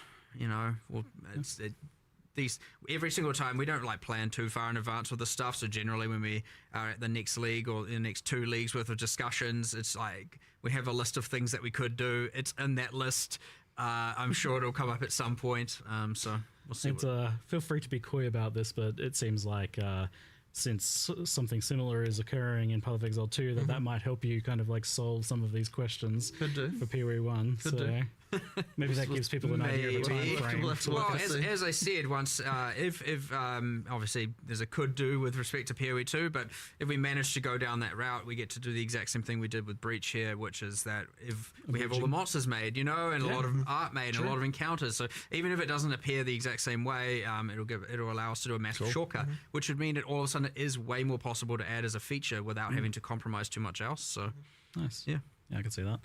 All right, let's talk endgame, and I'm sure Yeah, you're async trade is anticipating so a good. discussion on Tier 17 modifiers, Yeah, Warframe, modifier design, their addition to memory strand maps, risk scarabs, and map modifier effect. So I list all these things out because they all come together to form Okay, a I'm little glad to hear and talk tangled about mess this. of, This is my big question for endgame. late too. endgame. And I'm just curious, like, before we even get into like what people are asking or what people are saying about it, I'm curious what your guys' thoughts are on this topic, I guess, of Tier 17 modifiers and their impact on late endgame. I mean, the main thing I'd say there, like just as an overall view on it, is that like T17s, there's this tension between, like, it is not a good place to be when there is a tension between what players are enjoying and what the thing we want to try and do is. Like, that's like a problem that needs to be resolved. So effectively, it's like, what T17s are supposed to do in theory is something that we want, which is to say, like, you know, that like you get something that you don't necessarily like want to have to play against, and like, you know, like you have to actually, and you have to deal with it or come up with a way to get around that. But in practice, players don't want to do that, so there's something clearly wrong here. So something does need to change, but it's a little bit tricky to come up with something that we want to, like, that both sort of satisfies our desires for, like, you know, like interesting challenges that are different each time that you play them. That like all the, you know, there's like, you know, new and interesting things you encounter, but yet also something that players actually like. So there's a I problem think for the sure. So what is our issue desires for with Tier T17s 17 is that maps? things Like, aren't Well, well as I said, I telegraphed don't think it's enough. necessarily the desire for The T17s drowning orbs are as like such. It's more well the desire that you communicated with have, the glow on like, the screen. you know, like Most of the interesting other ground combinations effects of are mods not. happen, and they're like, oh, this is a new challenge I have to rise to, you know, and like, how am I going to deal with this, and that kind of stuff, and like that's something that, like, in practice, players aren't like really liking. So as I said, there's a problem here for sure. It's just a question of how we kind of satisfy that. 100%, they're not in the right spot. Yeah. I am of the like, we need to go back to the drawing board a little sure. bit here, because like we, and to be fair, we are like trying to band-aid it, but we can only do that for so long. Right. We kind of just need to reinvent something here a little bit. Yeah. Like they were intended to be the penultimate bosses that allow you to do the Ubers. Right. Right, yeah. But they're also now, you know, also this non-sustainable map, and where you have to, obviously a lot of people feel like they have to trade for it, and then in the other cases you've got a bunch of modifiers people hate. You've got this like thing where because of the mods you end up devolving down to the in-game strat becomes, as you said, stacking map mod effect and modifiers via risk. Yeah. And it's like, yeah, it's not fun. It's not ideal. We tried to narrow the gap with T16 and a half, so that kind of worked. And then you get some other weird problems where, like, because those can be A-prop corrupted and Tier 17s can't. There's some weird issues there as well. And honestly, it's like, it is a kind of mess. And we intend to keep band-aiding it until we can drawing board, but I would expect you'd probably see a pretty... I think it needs a full redesign. Yes. It needs a full redesign to try and see if we can come up with a way to both achieve what we're hoping to achieve, but also make the players not dislike it, right? So is this The maybe way they're like talking about separating this, out what you're I feel trying like to do with the that tier 17 band-aid is modifiers happening and what you're trying to do in with this penultimate like 3.28, boss thing like that next is patch. like the lead up Yes. to the Ubers. That is a split at Yeah. the very least. Okay. I don't think that we've worked out exactly how But- this can work though. Like, it needs... I don't think that like the best, most rewarding content in the game should also be the tickets to the Ubers, and in that well, that even that's like broad and sounds weird when you first say it, but it's like so hard because it's kind of, you know what I mean, where it's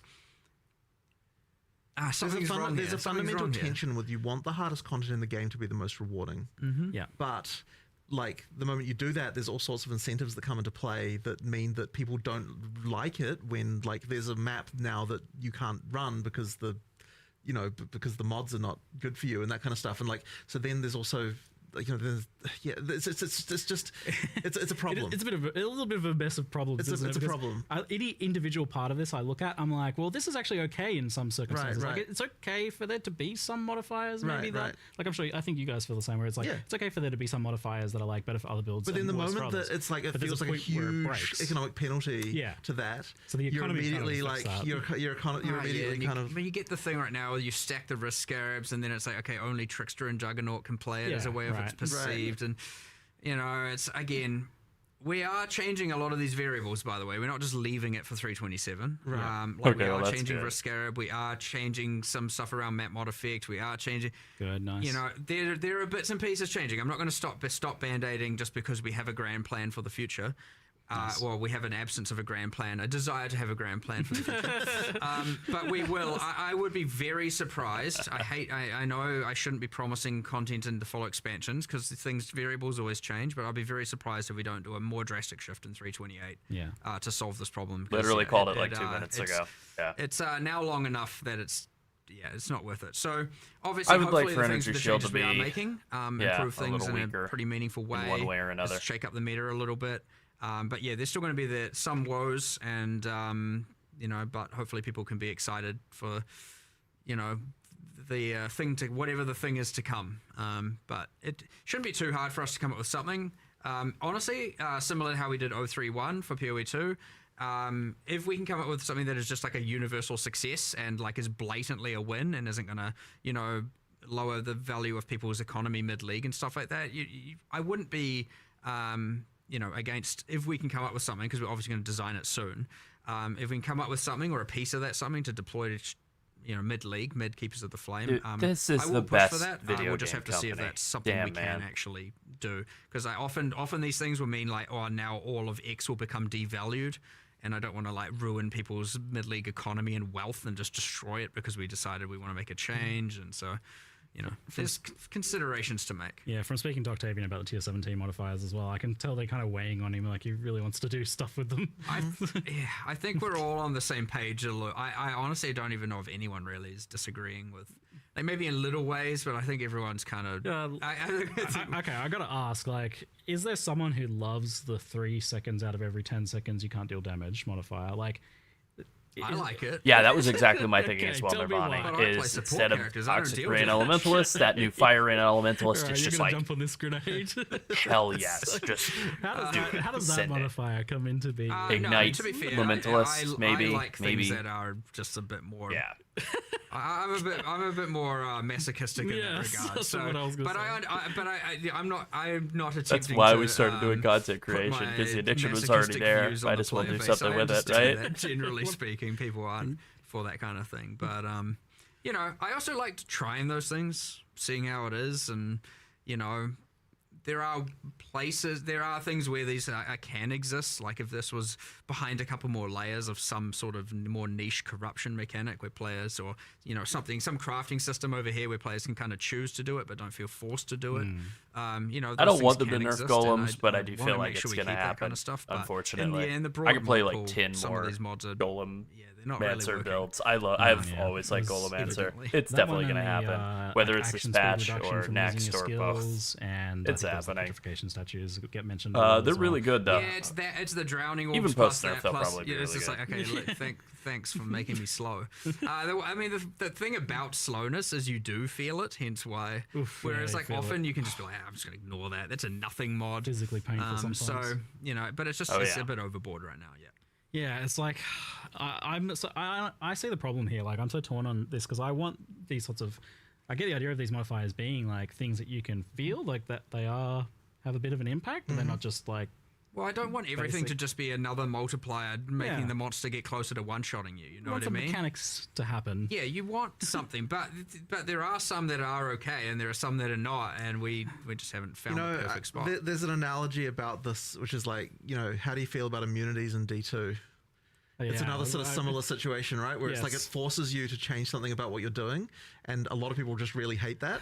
Yeah. And it's kind of like a similar sort of situation, I think. Yeah, I'm the same. Like I like the idea, but I don't like the execution of that at all. Yeah. Right. Or the And I impacts think that we're it actually sort of has. running into a similar situation with this. Yeah, this is it is Yeah. kind of your. Yeah, I mean, we've danced with this a few times in the past. for sure. We had some immunities on some pinnacle Yeah. bosses and stuff like that. We talked about in previous chats a long time ago.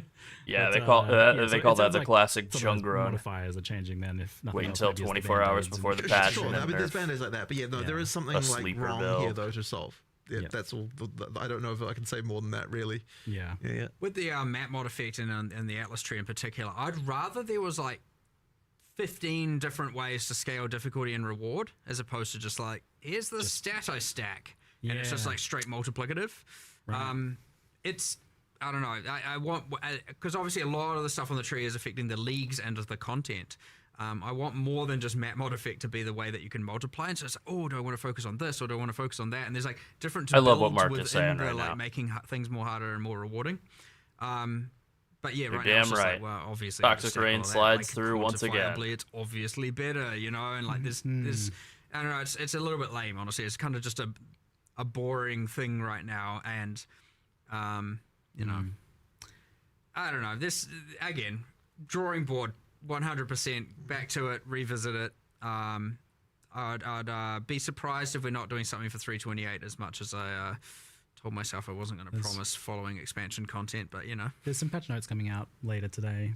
Is that, or is it later? Yeah, I don't know what the time is, but our 11 a.m. NZ or whatever it is kind of thing. Like There'll we do probably be now. like a rollout over time as well, from what I'm hearing. Like That's there'll be just things generally added the over case time. because patch note writing is a surprisingly difficult task. It takes quite a while to get all that stuff I together. mean, you've got an extra week to make additional changes. Like people are like, Sure, saying there's this always and Yeah, that to Mage get extra Fist- ideas and Mage stuff, Fist and got some of hit this stuff hard with may the be in flicker there, nerf, but yeah. can be, have a look at some of those in there. But it sounds like we're kind of on the same page with you guys, at least regarding a lot of that. Yeah, I don't think you'll. I mean, Yeah, I think it's about an hour and a half. That's when we'll get the Obviously initial needs drop of attention. patch notes.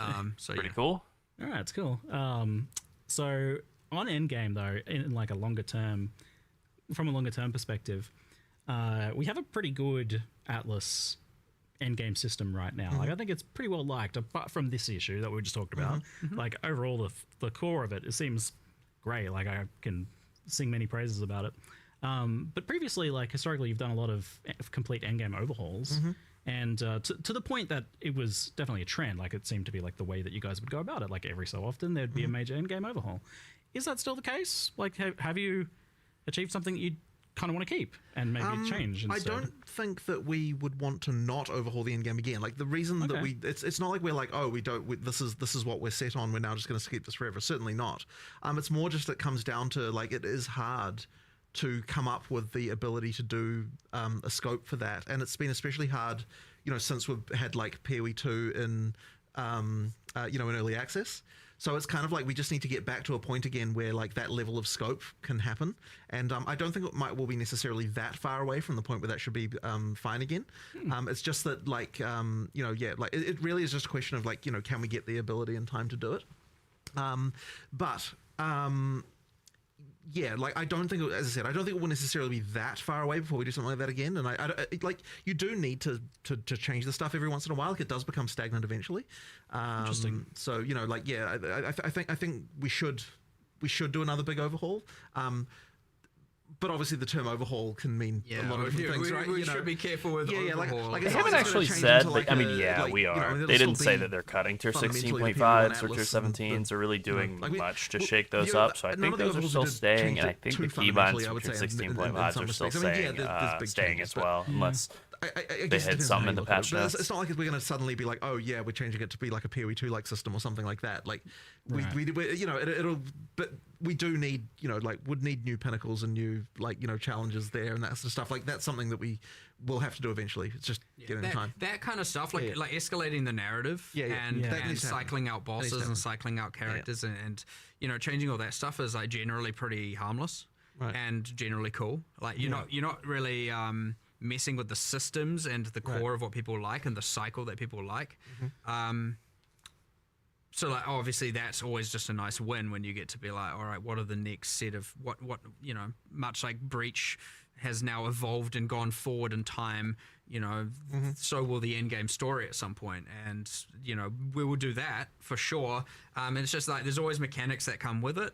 And sometimes if you add those mechanics, they can't coexist with some existing ones because it overcomplicates everything, becomes a mess. I would hate to have, you know, I don't want to add more systems and now all of a sudden it's extra steps even more over to have to do on your maps before you run them and that kind of stuff. So sometimes things need to be replaced, but like, you know, we appreciate the fact that PoE 1's endgame is in a pretty, overall, I mean, everything always has its problems. I'm not going to deny it. We just discussed them, as you said. But it's in a pretty damn good spot. And So if I had there's to so much good conjecture, about it, and I I'm don't thinking what they're wanna saying is ruin that. basically So, map yeah, mod we'll- effect we'll around be the very tree has probably careful been with that nerfed by stuff, like but, 55 or 50%, honestly, generally, whatever, we'd 33%. like what you might find And is that we use then, this like, probably a T17 lot of thing small as a passives have motivation also to been go, buffed what is the redesign? Okay, elsewhere. let's use That would be as my the takeaway. crux of what we design around and fix the problem So, both narratively and I think like, that's game literally all it would design-wise take by for map mod effect removing to these eventually, problems like, from the you know, game, not be the creating something end new all in be its all stead. where you take the And, whole yeah. stupid top I think hat what I'm and most curious stuff. about is like if let's say you went into a meeting today to try and come up with a new end game. It's for so PoE boring. 1, Yeah, exactly. like it's an overhaul good, but for it's it, the would it most still have an uninteresting Atlas thing in the basic tree world. like it has now. It's like taking quantity or rarity. I It's already- good, there's no but way it's to just get rid so of that. I boring. already It's know. too good, right? I already know what it is, so I already have it in my mind. Oh, okay. you were saying before last time It's that deep in my mind. you've but got it's a there. you got a story arc planned Well, out. the Secrets of the Atlas was intended to be part one Yeah. of a multi-part, right? So definitely set I've us got the up. other parts, or at least most of it. And yes, the tree is still there.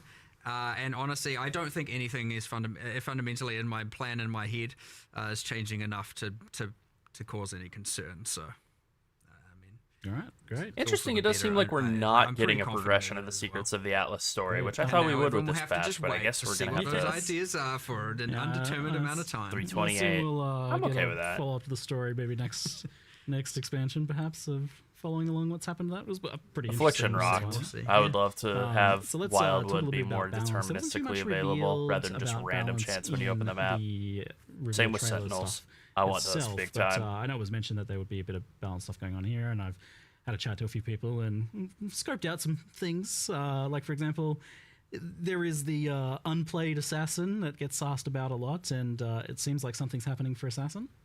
Yeah, that actually came kind of recently. We were Big just like, assassin spot, can we assassin really? buffs, I think what I had said, and my intention was to do this for both games, is like we should at least look at, like at least with respect to ascendancies, look at the least played class, especially if it's been consistently least played. Yeah. And make sure that that's on the radar and getting some level of improvement. And even if it means we have a go at it, and if the scope's too high, we do it a bit later, and if the scope's within spec, we do it immediately. In this case, yeah, we looked at the assassin. It was like 40% lower, at least on the primary leagues. You know, it was like much lower usage than even the next class, and then, you know, so it wasn't doing very well. And it's been the case for a little while. So we were like, look, let's just do something. Like, come on, it's better than doing nothing. So obviously we just put together what we could over a couple days and kind of mix and match. We had like 3 or 4 different iterations, and, you know, came back when we were looking at it, you know, it was like the whole, you have the interesting thing, you go, And Okay, look, but what about you Scion? look at the class and it's like, Doesn't why she is the deserve love ruthless too? poison node better than Yeah. the non-ruthless poison node? Weren't the classes on ruthless meant to be a bit weaker? And then it was kind of like, oh, okay, True. well that's a thing we can maybe draw inspiration from, and we just did our whole like process for Amazing. that. But yeah, so we teased that last night, whatever the time zone is, hopefully people enjoy it and play it. But yeah, I kind of want to get into the rhythm of every expansion. At least we look at, not necessarily change because it depends on the scope a bit, but we at least give it a go of making sure we look at the worst class no matter what, even if ascendancy classes aren't part of our the package of things that we're wanting to improve. Because sometimes we do a focus on ascendancy classes, other times skills, other times this, other times that, and but I was like, okay, it's like, this is pretty bad. Let's do something about it this time and see if we can be consistent with that. No promises, but we'll try. And I there's a hope they little got bit some of a saboteur wildcard buffs mix in there here with because Bloodline Assassin and Ascendancy. Sabo So were just to both clarify, the these bottom are two. Ascendancy's on Yeah. top of your original class that you can choose where to put your points. Same point pool, and the reason we a lot of people ask, or immediately are like, well, why don't you give separate points like Affliction? And the real reason is combinations That would just make you insanely are great, strong. but also I didn't want to have to water down the power of the points. That's too much power creep, like to add to a character to be able to give trees at large. And so there was that interesting part of it. The other second part is that we wanted to make sure that there weren't enough points that you could put all 8, at least generally speaking. So you'll find most of the classes only have 1 to 3 notables, kind of up to 6 points worth that you can spend. Yep. And this is so always, no matter what ascendancy you are still matters. I didn't want to just make it that literally the entire game, no matter what base class you are, where you start on the tree is the same. If it happened to be that a certain bloodline was OP, it's, which I'm sure one of them probably is. And all of a sudden now every single person is just this one thing. It wanted to be like, nah, I think we want to do a feature that adds as much in-game build permutations as possible. Yeah. Jelly and was also the only what's league cooler I've ever than just been being like, able to yeah, I take the played this powers for and like learn the the opening powers of your weekend and I'm favorite not boss feeling it. for the purpose of a fantasy. Let's mix and I match like these Jelly things, now, and now you get but this cool, I really didn't I'm like a it at Templar, that point. I'm all about, holy powers, but I'm also going to embrace my dark side over here, or maybe the ways of the Asmeri, and you get like a Shabi Guardian thing or something. Oh, sorry, I've got support classes on my brain all the time. So, you have your Slayer something, So, the permutations honestly are endless.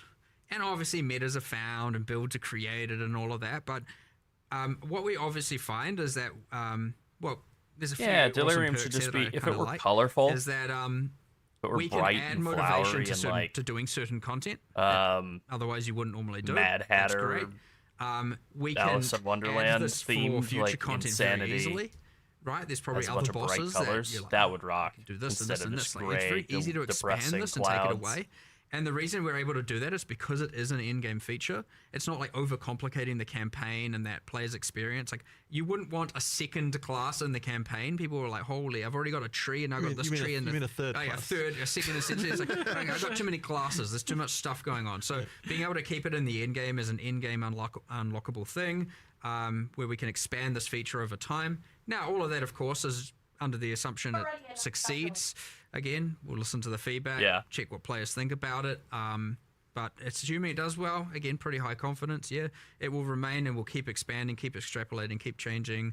And then it's yet another lever where we get to add so many different builds, because one bloodline being able to then be paired with all 19 ascendancy classes is just like, all right, we've got a lot of stuff going on here, a lot of different options, a lot of cool things you can do. And yeah, I mean, I am actually real excited to see what happens here. More than most things, I'm always like kind of excited to see what players do with things, but like here I'm just like, I don't know. I feel like we get some version of this in it's gonna be the real next cool, PoE and 2 I update suspect as you'll well, get, like, for which quite is a going to while, be huge people for narrowing down on exactly what the perfect combinations Ascendancy's are like for Ritualist, different where you have like things. 4 points that definitely kind seems like of one of those things where you just stink. design something I mean, cool 2 of and them are you- totally like worthless. We'll see but what players do potentially with 4. it, because there's It'd be too many spent permutations there. elsewhere. Right? Like, I don't even know what the math on that is, but Yeah. it's pretty crazy the amount Some of like new some nodes. number. Yes, several Infinite. No, not obviously, several but- dozen new nodes accessible to all of the existing ascendancies. That's a lot of numbers.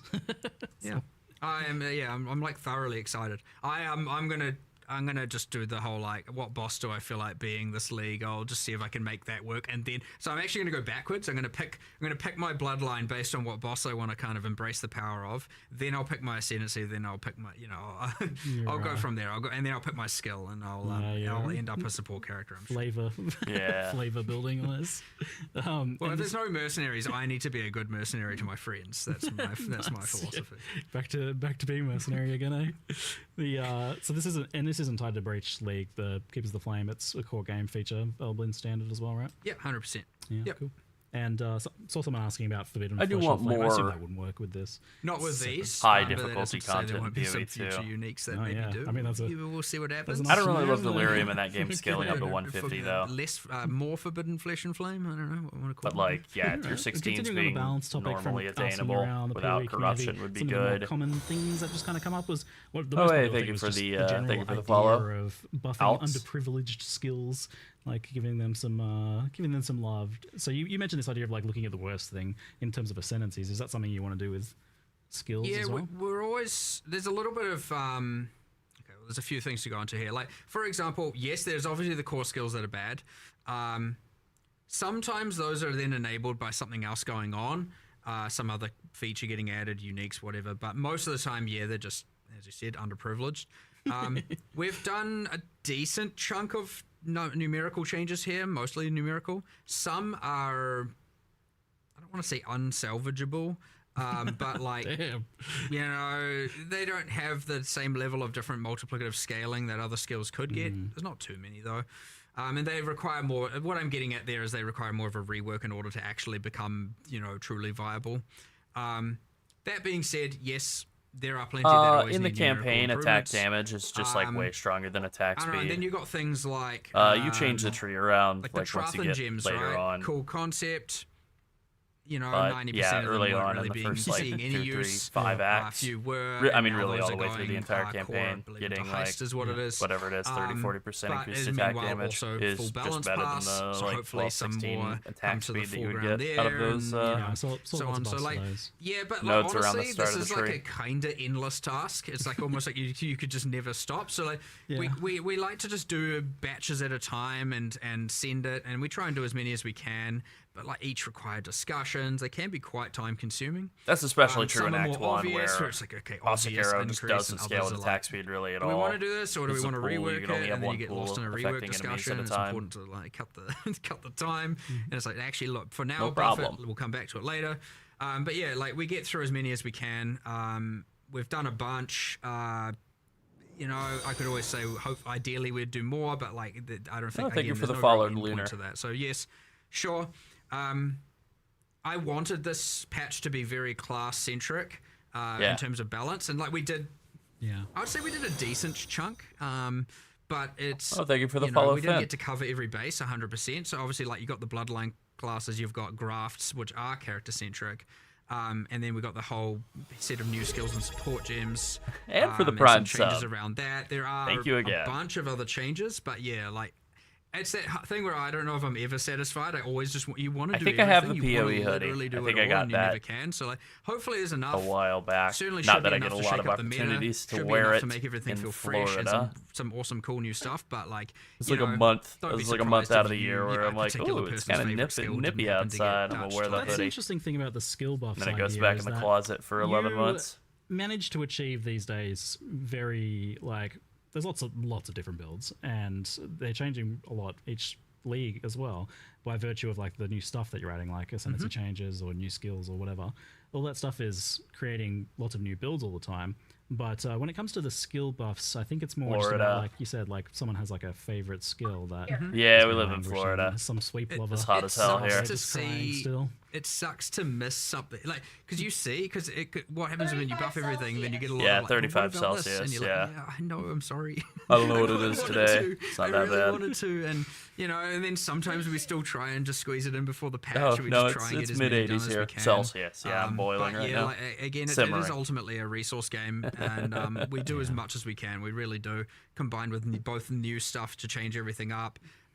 bringing like excessive outliers down, and we do try and improve as much as we can. And this time we took it upon ourselves to add a bunch of new skills and supports, and so I don't know, there's heaps there, but you know, it's that thing where a few people are going to have missed their thing, and there's a few, you know, you want to do hand casting, you want to do that, you don't want it to just, I know that's come up, and I think even you mentioned earlier as well, it's just like, it devolves down to often, you know, either Archmage or Croatia you know, seems Ephemeral Edge and like that like kind a of stuff very being nice just place like, to visit. well, obviously, right, quantifiably better. And so yeah, it's the ideal thing where, you know, we'd make some changes to some of those, and ideally you'd bring up all of something else, but you know, sometimes you get some of it, not all of it and everything. But yeah, there's heaps here, just, you know, you never quite catch everything, but there will be new metas, there will be new builds, and probably a lot of existing stuff will still be, you know, pretty decent. I went to the nerfs, store bit of yesterday, buffs, like bit of, just after the sun how had it gone goes with all down, this like on the balance drive stuff, home. really. I was like, Bit wow, it's chaotic, actually but, kind of you know, nice. It's like roll down. there's Not that something I do this, satisfying but it's to like it, roll down your as I window and said, turn you off never the really AC weather. fully get everything, and thus you never Like fully feel just satisfied. starting to get to that You kind of point. answered my question a bit. And 'cause, it'll be like that for, one of the like, popular a archetypes month that's come or up as two. being a bit problematic is hand casting, self casting. Then it'll be like spells, actually like and, somewhat cold for a usually I month, think it gets and then brought it'll up go with that as, back like, to slow-based basically cast like living speed, on the surface of the and sun that into again. making things like echo feel bad and mana costs being I don't rough think as well. we've done that enough justice for sure. No, we don't know, but Ali. it's certainly on the hit list. It's yeah, it's so it's me, Larold, and then Sunset is either somewhat off we can get to off do and some on stuff, mic at the moment. you know, in this bouncing coming around. week, if it's simple, if we can I'm think here. of it, it's not off the cards. That being said, there's always next expansion as well. But honestly, you never other know, half 'cause of often the these channel. external variables, like the new classes and stuff like that, can really change setting these up things food. up, you know, Gotta without eat. you really predicting That's it right. as well. So, you know, I can't speak to what we'll do in 3.28 with respect to all of this, because we have to observe what happens in this patch first, given how many variables we've added. And like we said, we've added a nearly infinite number of permutations of builds with the new bloodline classes and stuff like that. So, yeah, we'll see how all that goes. And then, but we'll just keep doing it. It never stops, never ends. It literally is an infinite task. You never run out of stuff to do here. So we'll just keep doing it every single patch as best as we can. One that comes up a lot is the kind of dominance of ES stacking and kind of stacking builds in general, but ES probably has been getting mentioned a lot more. Forbidden Ride, Ephemeral Edge, things like that, but also just ES compared to Life as well. Yeah, it does happen. Classic. You know, there are Oh, band-aid man. fixes and stuff like that we always like to do, whether or not you can consider them band-aids or just like, you know, you just change some numbers here and there. Sometimes in the case of like Ephemeral Edge, it can be a matter of like, yeah, that's an acceptable thing to do. It just shouldn't be so easy to do. So yeah, I wouldn't say there's no broad solution here, but yeah, I agree that it is a problem where it's like the more traditional just do a thing feels like it's timing now doesn't wrong. sound It too feels great, like you're Ola. like pre-commit to being like, what is this singular thing? I'm going to stack and then pick the thing that scales off of that. So be it like attributes historically, you know, not just thinking current meta. It's always it's always like, yeah, you just like heavily stack that's this one right. thing, and oh, here's a unique that scales off that thing. And it's like, well, that's on one part is interesting. It's like fun. That is the build. I'm in two minds on it. But then when every build is just like, okay, well, that's stacking this, that's stacking that, that's stacking, and you start going through the builds, and you're like, okay, well, We definitely like very slowly got here over time, I feel like, in the Yes. stacking, where it just became kind of like, yeah, just a little bit at a time. It became PoE Yeah, became all Blue about Light's gonna stacking make builds. it through. really It is. primarily comes It down is. to mostly to the unique items that got added, right? Yeah, it's often Generally, a part of it, unique isn't it? item's special thing is like, what am I going to scale off? You know, Yeah. be it, you know, off evasion or off armor or off energy shield or off life or off ES or mana, and you know, or off int or off strength. You know, it does end up in that, and then some unique gets added. Like maybe it's one per year, and it's like, oh, here's another 6% increased intelligence. There we go. I would That like for build's now evasion just to got a be little bit more of an edge. And better You do in PoE kind of just 1. power It's creep into that so point, nice for sure, in PoE so. 2 It's now. I It would don't be even nice know for it like to how much of a problem it compete is, but it's like definitely in, PoE identifiable 1. that it's like a big Maybe aspect of the 328 or build and 329 stuff will that they It wanna is. I achieve think figure that. other things out maybe. I think it's too dominant, but on the other hand, It's fun though. Like, yeah, people it's like fun, stacking it's builds. cool, it's interesting. So you don't really wanna You could kill them. argue it's what makes things kind of as part of PoE to a degree. Yeah, it's an actual action RPG. Yeah, so you got to be well. careful with it. You don't just want to take away all the fun and just make everything flat and boring. On the other hand, but you also don't want it to feel like a player's made a mistake by playing a more traditional, build, and it often can feel that way. Yeah, that's the issue, so right? It's that life there's a builds fine line do, here. and I mean, Toxic Raid hard Pathfinder's a life to build. be It at works, that fine but line, it does yeah. feel some things like, are a bit too OTT at this point. being and a other weak things are man too by far on the being a bottom end. life build. And the other problem is if know. you start buffing all the skills, well, a lot of those skills might see use, but they'll still see use in Yeah, that it's true, stacking, because Evasion in PoE 2 was ecosystem, and really, it's like, well, it was you not really great. made a new build Then at it that was point, overly like, powerful at the start of Yeah. That's Patch sometimes the 1.3. problem is like, my builds feel the same. Then they because bumped it back ultimately, down, like, I'm like using the different high skills, end but they're scaling of also it, they just bumped it stacking on all down. of So them, it gave me something like that. 90% I don't chance have to a, like, avoid all damage the from all solution. hits. Yeah, so you is can it do really tools like how it Aziz and actually? stuff. It's not really how And I think it really quite works. easy. I think it works very well. Yeah, So I think I it's mean, just I a enjoy model for discussing it. It's PoE just a 1. matter of, like, Evasion probably in it's another like honestly either 4 or 500 8 different months. solutions, and we need to just chip away at them and mold it, and it will eventually shift into something else, and then that will be meta, and then that will be complained about probably after a while, and then something else will be, and it's the cycle. It is balance. It is as I said, it's an infinite amount of work, and we just need to keep doing it. Like, you don't give up on it because it can never be solved. You just keep going, and as long as people are having fun, and you don't like compromise the philosophy of the game ultimately, then you're winning, right? Balance is a journey. I'm pretty Yes, confident it's that not it about is the still entropy destination, it's based. about the journey. It is. It actually is. The real. issue is just that like it works on the stops along all the way. Every expansion. attacks, That's it. spells, Every and reroll. whatever. Well, a nice stop on this expansion. Any sort I of noticed hit is, that's one, not so like you did actually specifically mention it last unblockable, 326 Q&A. undodgeable You said can one be evaded, specifically. I went back and whereas watched, and I was PoE like, 1 "Oh, it's interesting, I should only ask about that." attacks. And then you showed off a bunch of wand skills, and it seems like there's some nice wand buffs going on in there to help wanders out. 'cause Yeah. They also added in there's a deflection, couple which works things. like There's a the much hidden- better version a of bit of a hidden suppression. gem is that there's attack 'cause it mod works only with- wand based types in the So in the good. series. It works now. with your evade chance. It works so with they're attacks. literally You and know, they're kind of themed more around kinetic ones.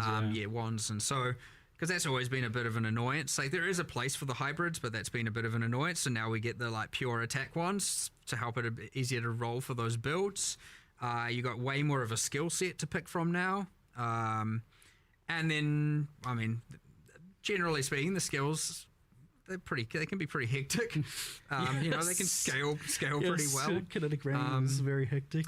But yeah, I don't know. It's kind of a cool theme, just like that general kind of like physical kinetic energy kind of thing going Yeah. on. We had a little bit of it with kinetic bolt, kinetic blast. So we just extrapolated on that theme, and Yeah. you got your wanders and it's the thing, and then we also added a little bit of like kind of wind magic, some tornado stuff.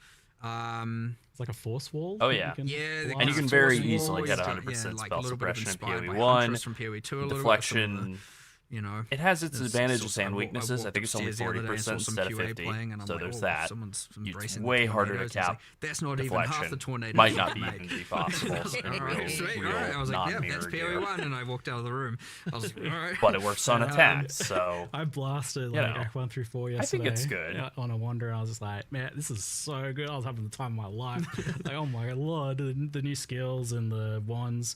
And it's like, it's not just the kinetic ones as well. Like, it actually pairs pretty well with the other ones that have like the flat added elemental damage. And Yeah. and it all kind of came together a bit. It's like, oh, It's cool. I definitely in the past I just kind of like wrote wands off. I was like, yeah, they're never gonna get to wands. It's like forgotten about. It's always been pretty kind of just, it's niche. It's actually an interesting thing. I mean, obviously it was designed before I started on PoE, and I always thought, I was like, yeah, that's kind of cool. Like, that wands that aren't about just spellcasting. It's, they're about doing attack damage. I thought it was interesting. Pistolero style. That's what I like about this, it. Wands. Yeah, this might be the largest update to wand attackers that ever, we've like, ever had in absolutely. Oh, yeah, like definitely, 15 right? years or something. So, Yeah. This is finally look. I know there's some people. I saw in the the wand chat, stuff it'd and been I a was long like, I've time almost ago. never This played one. wand Yeah, attack you're builds, right. and I It has been really the like moment the just finally idea. So like comes, seeing so the it's good wand yeah, there's sick some rain there's a few other looked little gems super in there as interesting. well, like some fire archer kind of things, and there's some that we want to still extrapolate on, but like wands was the main focus. Yeah, definitely a lot of love for wands and pairing in nicely with the added skills from the hands on your back as well. Yeah, Pretty yeah, cool. yeah. Lots of fun synergies there. So we kind of touched on it a little bit earlier, but shifting gears a little bit, I'm curious about the long-term development of PoE 1. Like, how much is PoE Classic, PoE 1 kind of like sacrosanct to you? Like, how much do you like not want to change it? Or because you've been taking things from PoE 2 and feeding them back into PoE 1, and I'm curious, like, is there points you get to where you're like, well, actually, let's not push it too much closer to PoE 2 in that direction, but keep it its own thing, or maybe like actually let's kind of preserve it as it is to some extent. I wouldn't want PoE 1 to ossify into something where we feel like we can't change stuff. Like that would be bad. Cool. That's good to hear. Sounds cool though. Yeah, but it's kind of like okay, the stuff people that we'll probably take back from PoE 2 is more around the sort of QOL areas of stuff, right? So obviously, people would have been rioting if we hadn't brought async trade from PoE 2 into PoE 1. Yes, I would have been rioting. I've been going and so it's nuts. been sort of nice that we get to do a little bit of like proving grounds in some cases in PoE 2 for some of those changes to see whether or not it'll be okay. The thing we wouldn't ever do to PoE 1 is make changes that would break what people like about it fundamentally. So there's things like the trickiest parts, things like the way that item drops are and stuff like that. Like I don't know that, like, even though there are things I don't like about that, I don't think we could necessarily change them either. In terms of so like there's stuff like that you just have to kind of like let it be, because they could easily break stuff that people really like. It kind of raises the question, like, what is it about PoE 1 that does need to be kept, that is kind of what makes it feel like itself, that people do love about it? I think that it's hard to even define that, quite frankly, because like it's a mix of things. I mean, look, the thing that PoE 1, I guess, has become known for, as opposed to PoE 2, is just like the combat pace stuff, like where it's just like ultra fast in a lot of ways. But it's not like there was like a goal to make PoE 1 like that either. It just kind of is. Yeah. And so you wouldn't like it's I wouldn't even want to nerf that about PoE 1, right? Like it just is how that is, right? So that's like really the fundamental difference. But the thing is, I think actually that the community sees more differences between the two games than what we do. Like from our perspective, like it's that makes sense to me. That's quite a little telling grin on Mark's face when he said that. I don't even know how to really get into this exactly, but it's like, we're just trying to make a good game. And it's like, it's not like we changed design philosophy or anything like this, right? Like it's the same design philosophy from the same designers. Like going on both. It's more just a question of like PoE 1 got a bit out of control in certain few aspects, and that's kind of become part of its DNA, and so we can't really change that. And so so when it comes down to stuff like that we'd take from PoE 2 to PoE 1, well, it's just like all the things that PoE 1 players would like, and none of the things that PoE 1 players wouldn't really. I mean, look, that's ultimately we want to be doing. It's a pretty good but yeah, I wouldn't want it to be. I wouldn't want to be in a situation. As I said before, where it's like, we're as far as I would know, it's like all like PoE 1's one in way some kind of perfect transfer state for that needs to premium be tabs preserved to forever. Like, I merchant. don't think it's like that. We do need to be able to make changes. So yeah, it's just a question of. I think a pivot with PoE 2 out, and this isn't obviously black or white, but PoE 1 is, we always had and this is still true, we still want to bring in new players. But I would say PoE 1 now, it's more important to us to keep the PoE 1 player base, the fans of the game, the long-term players, the people who love PoE 1 happy, as opposed to going, we need more new players, we bring people in. Whereas obviously PoE 2 is still now a growing game, there's a new audience available, that kind of thing. So obviously we still want people who love PoE 1 to love PoE 2, that's the ideal world. But that being said, when we're looking at PoE 1, we're not going to try and do anything that's going to compromise what the fans love about it in order to bring in a new set of players at this point. I would say that's going to be pretty rare. So it's about making sure that the people who do love the game continue to love the game. And that's why you're probably going to see less in the way of some grand structural change to all kinds of stuff.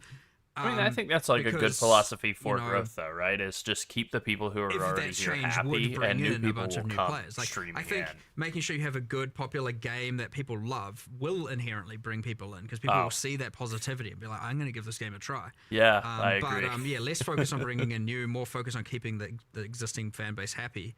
And whereas obviously with PoE 2, it's a bit of a different story, where we really did think we want to, there's a new room for a new audience here, there's room for a different audience, we want to make sure we get as many of those players as possible. What would it take to do so?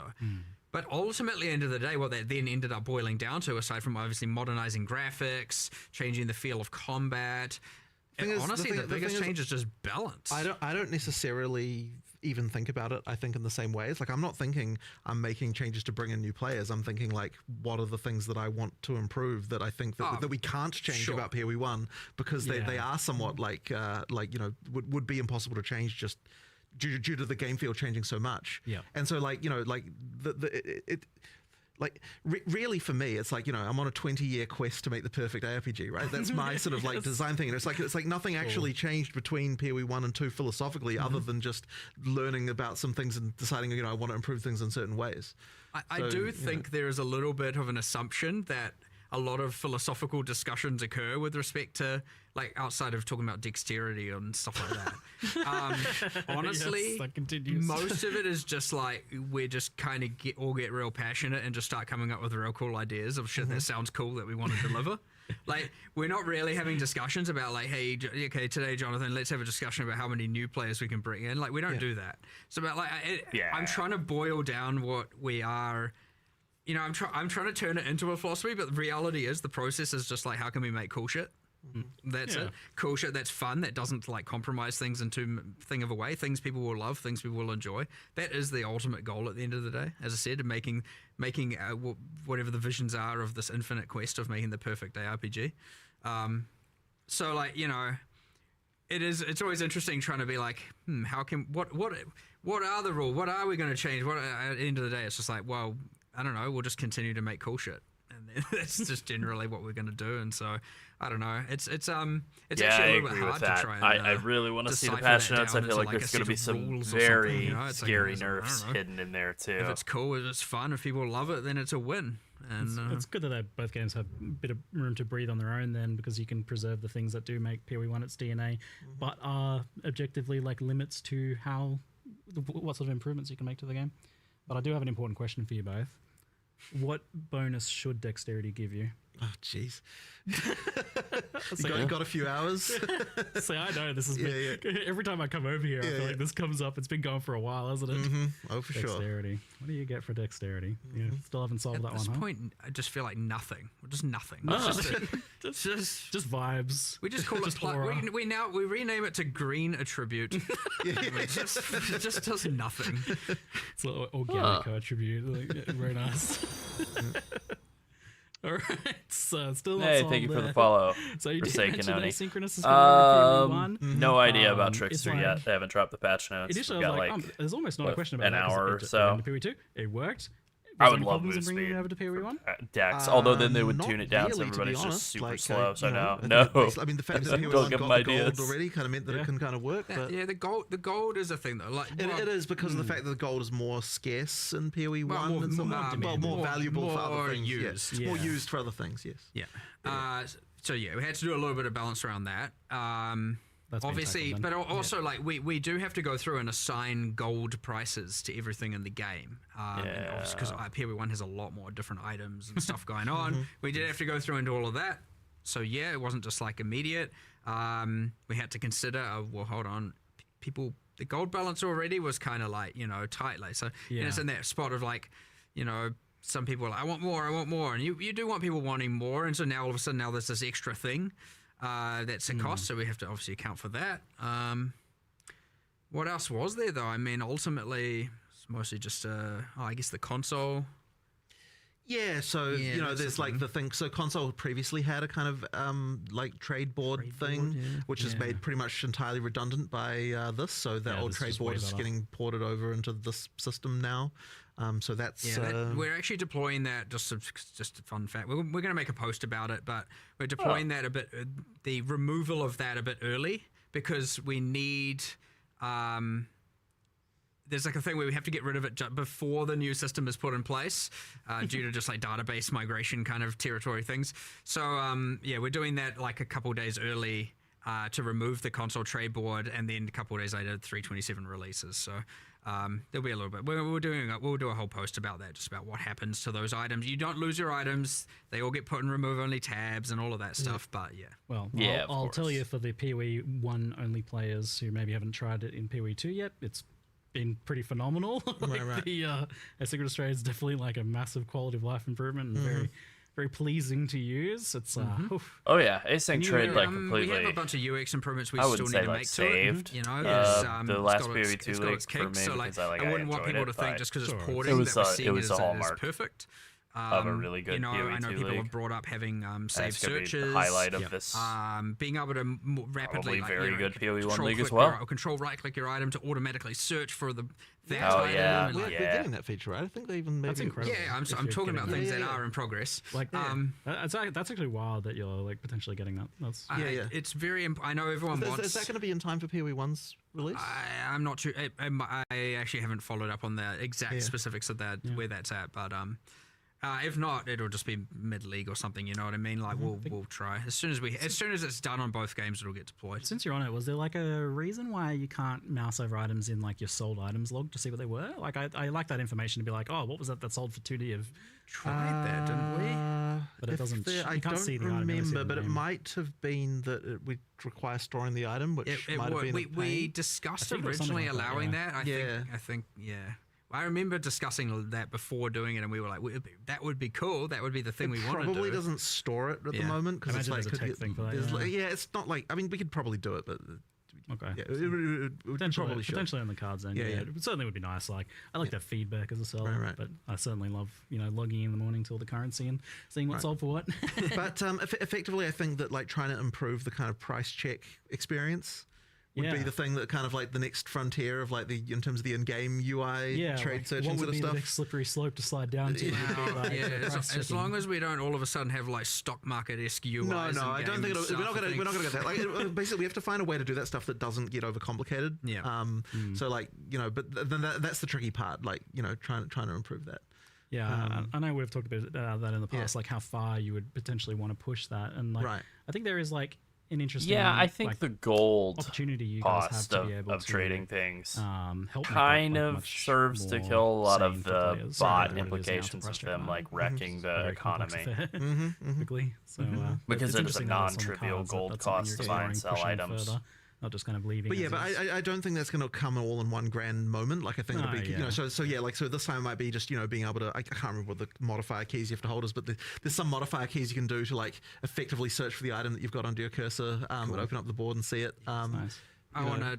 It's like, I got these decent pair of boots. I'll just search for that, and then Right, you right. maybe lower the move speed by 5 or lower the life by 10, Right. and or And maybe the thing that you want to get into is because there's all the questions around. Okay, but what if these mods are irrelevant and you don't want to search for them, and like being able to do that that's right the and skill. exactly. It's like all of those things that need that need a little bit of UX around them that we will. Yeah, and slowly improve that's what I'm too. excited about because with the right UX, you could really Oh, communicate yeah, that skill. definitely. like, in a Right. nice visual, I physical feel like way with to the play. game's economy Kind of working the way it does, I exciting. feel like Anyway, there's sorry, getting no off topic there, but trade is like it was obviously a big thing. possible and, like, for a very long workaround. time, you guys were Yeah.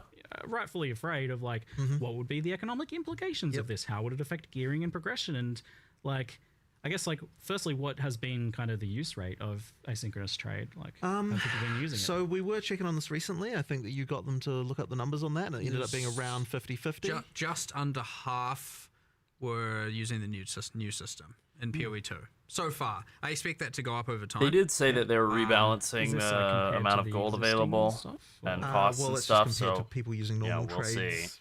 Yep, From any one other- person to the other. Okay, But there was yeah. a little bit of filtering, like, okay, if it's like with your friend, do we count that or not, and like that kind of thing. Like there was a few things like that that we would need to sort of look at to see, like questions around that. But yeah, I mean, look, it's people who are using it seem to like it. I mean, Like the buyer experience is obviously way better. We generally found like. I don't know if it's still the case now, but like for a while, like the new trade system, the items were a little bit more expensive. So then there were people who were like, settling in. I'll deal with the old one because I want a thing a bit cheaper. But then the reason and- why they're more expensive is because of the fact it's easier to buy them, so therefore people are willing to pay more. And So then you've got this sort of most stock people are market like, effect. I'm just going to Yeah, pay the extra cost because I can't be bothered with doing it. Exactly. So, Yeah. I agree. I'm one of them. Right, Time right. cost of money. Yep. But yeah, and it's important to note as well, and I just want to always verify this. If you are a PoE2 player and you do have your merchants tabs, you have them in PoE1 already. You don't need Yeah. to buy Yeah. new ones. good. They are shared, just to reiterate. So, what do you think has been the effect on economy and gearing? And like, is it as I guess as bad as you feared? I honestly want to look a lot more into this, and I sort of suspect that the damage, as it were, that it causes is like quite subtle and harder to appreciate. Yeah. I don't think there's no damage. I think it does matter, and like the things we were concerned about are real. It's just that like it's really hard to kind of quantify that. And I sort of suspect that at the end of the day, the benefits just outweigh that by much higher degree, to the point where like it honestly, like just should have just done it. Was the cost that needed to be paid. But the thing that you were just saying, right, is that like those kind of like I mean that's the big takeaway, right? It's like I got like body armor kind of thing, and that is exactly the fear that we had. That right? that just like bought late last league for like 10-20 divines or whatever. That would have been like my feeling of like how it's fully affected my unavailable in experience. previous Like, leagues, I and was- some of I was that saying, is I'm the player who lives in that the 5 to crafting was 10 way better in sale this range, PoE like, 2 league. selling It those items for existed 5 to 10K. as opposed to And that is before, exactly the but fear that like a lot of introducing it's just fast like trade I didn't does need people to be does online. I does didn't need kill the them values to there, and that like I mean that have an that's item priced at a the fair problem. price, Yeah. get a message, The try only to thing buy that's it. going to change that is if we increase repost gold it for prices. double Now, there's the going to be an price, interesting dynamic you know? with the gold and PoE 1, and like All sort of be that getting to see there. got But solved. it's like We'll have to keep an eye on that one for sure. yeah. But it's sort of also hard to know exactly what's going to happen with PoE 1 as well, just because there's so many more items. Like there's so much more going on. So like maybe the breadth of the economy will kind of change the dynamics a little bit there. But it's hard to say. It's really hard to say. Well, like it's an interesting mixture of phenomena. Like you get the ability to obtain like your starter endgame gear for 5 exalts total. Like you can buy a set of gear basically for 1 exalt each. Right. So like that's obviously there's a big impact there. That For sure. I mean that's that once again that is the fear, right? it's just like the standard now, the bar for like the Right. quality of our gear is raised to a certain point. Right. And then I guess that has Exactly. follow-up questions like as to how powerful crafting is, how powerful like item drops are when you first get to early end game, like how difficult the content is. Obviously there's like there's a whole like follow-up here. I mean, we're going to have to effectively look at what all of that and adjust. And the thing is that effectively by making trade easier, it's It's a good change. It's a good change for everybody. I think it is more a good change for newer that kind of thing players, as well. Like, I mean, people there's who some are stuff there, but I poor mean, than it going is back to PoE 1, for I suppose, like rich boys. Yeah, like, you know, like people who would even corner though a we've section got of an this experience economy, now with create a PoE 2, whole we're just going to cartel really just for have to see what making happens in the PoE 1 economy. whatever type of And item. there, They get might have to be some more adjustments. benefits. But it's going to Your come down to the average individual. guy. I mean, either way, though, like the amount of people I saw just being like, I know. please just deploy a league. I don't care if there's nothing in it. Yeah, as long it's as just the like, trade but system's there, this I'll is the play. thing, right? Like it just kind of has to happen. Like it I doesn't know, even matter. Like there can be problems and we'll adjust for them, but we still have to do it anyway. But of course, like, So like it's that's such an improvement. Yeah, I'm loving it. I don't know. I'm excited. It's Good. It's so good. It's very, very good. But yeah, it's certainly took going to be us- interesting to explore this, like maybe like even next Q&A, like how it looks like if we Crazy start to to think- see things over time. That would be cool. But yeah, it's crazy to think about, like 10 years ago, 15 years ago, we're talking about releasing Breach 9 years ago. Now who would have ever thought we'd have gold and asynchronous Yes, trade and a precisely. rarity market? and, like, Precisely with the timeless holy, we're jewels. not- Actually are we the same sacrilegious people? back then to say. I don't know. we are, but you know, I know. I'm not. It's like it's a good thing. It is crazy to is, think it about is. even It's like healthy 4 evolution. years, It's 4 good. years. Yeah. Probably even like a year and a half ago when they were like, So well, we moving on to can't some kind of do mixed an questions. auction house. Mercenaries We was can't mentioned do to this be kind of a likely trade returning system. after It rebalance, doesn't work redesign with in the some game. cases. And I'm now just here we curious, are, like, living does in that the mean future that, we like, always some sort of dreamed of. horrible mercenaries Everybody's are planning happy. to come back, or is it more just about like Life having the is worth jewels living there, the again. gambling or something like that? The intentions they come back, there's just a little bit of figuring. I mean, like with all these things, we have to figure out exactly what. It's very hard to Exactly. develop. It's such a bad We new like player to experience. see how players think about it, find the bad things, find the good Honestly, things. and all yeah, that. 10-month league was And worth it. It's very It hard really to was. develop Even though. how it goes into core straight away. Because then you'd be True. working on that, and some PoE's things got might auction change, house, and then WoW has You housing. end up wasting a bunch of time. It's way, way, way, way easier It's to let it all end, be able to coming process together. everything all in one. And the WoW collective, housing, then we haven't bring talked back the about that changes on and the bring it video back yet. together, but like, What does it look it's like? quite It's a great good. new player tool. I think we were both it's great, very like, pleased by the first taste less of it. skilled players experience tool, but like, what does it look like when it's not the active league? Like, I don't want a mercenary in every area, and there's all these kinds of like things you got to mess around with and change about how they appear. Is it on the Atlas tree? Are there scarabs for it? Like, what does that even mean? I don't know. And then all the way through to These are all good questions from Mark. were we happy with how they were itemized? internal Like, questions. I thought it was too free to just put all the uniques on them without really caring about the downside. Like they were, That's right, you know, buddy. it was like they weren't balanced quite right. There were Thank you some for the that follow, were terrible, Meth. some that were not so terrible, and like, you know, so there's just heaps of stuff to change. It's really hard to do that when you're in the middle of the league and where you're gathering all that information. So yeah, generally, and this is what you find with a lot of leagues, you get the league, you get a break, and then it comes back 1 or 2 leagues later because it's given us enough time to work out all those kinks and put it in game, you know. Fundamentally, though, like, so I quite liked Mercenaries, but I also see it as like the sort of thing that I don't know if I want it to always, like, you always have to hire a mercenary. I agree. It would be mandatory, right? And that It's would be just the, added. and then this is the thing with additive power like that as well. Is like the moment you've got that, well, what's the reason why you don't do it? Yeah. And that's answering that question. I think is like So that's part of something you're the trying to figure out then. Is yeah. You'd have to have a So reason. if you had a permanent mercenary and then permanent grafts, and Exactly. like, Yeah, it will we just keeps now have to going. start watering down the power systems? Exactly, and- right. There's questions Yeah. there. But I think there hard. should be a way to bring them back, and you just need to find the right way to do it that doesn't involve everyone has a mercenary all the time now, which is fine in a league, but I don't think fine for just the game overall. Yeah, so I imagine when it comes back, it'll be some sort of more like limited or Maybe opportunity honestly, cost it's hard to say. capacity. It's hard to say at this point. Yeah, like I imagine there's like a lot of different ways you could go with that. Whether it's like, they're tied to a skill gem, or they're tied to a certain ascendancy, or something Right. like that.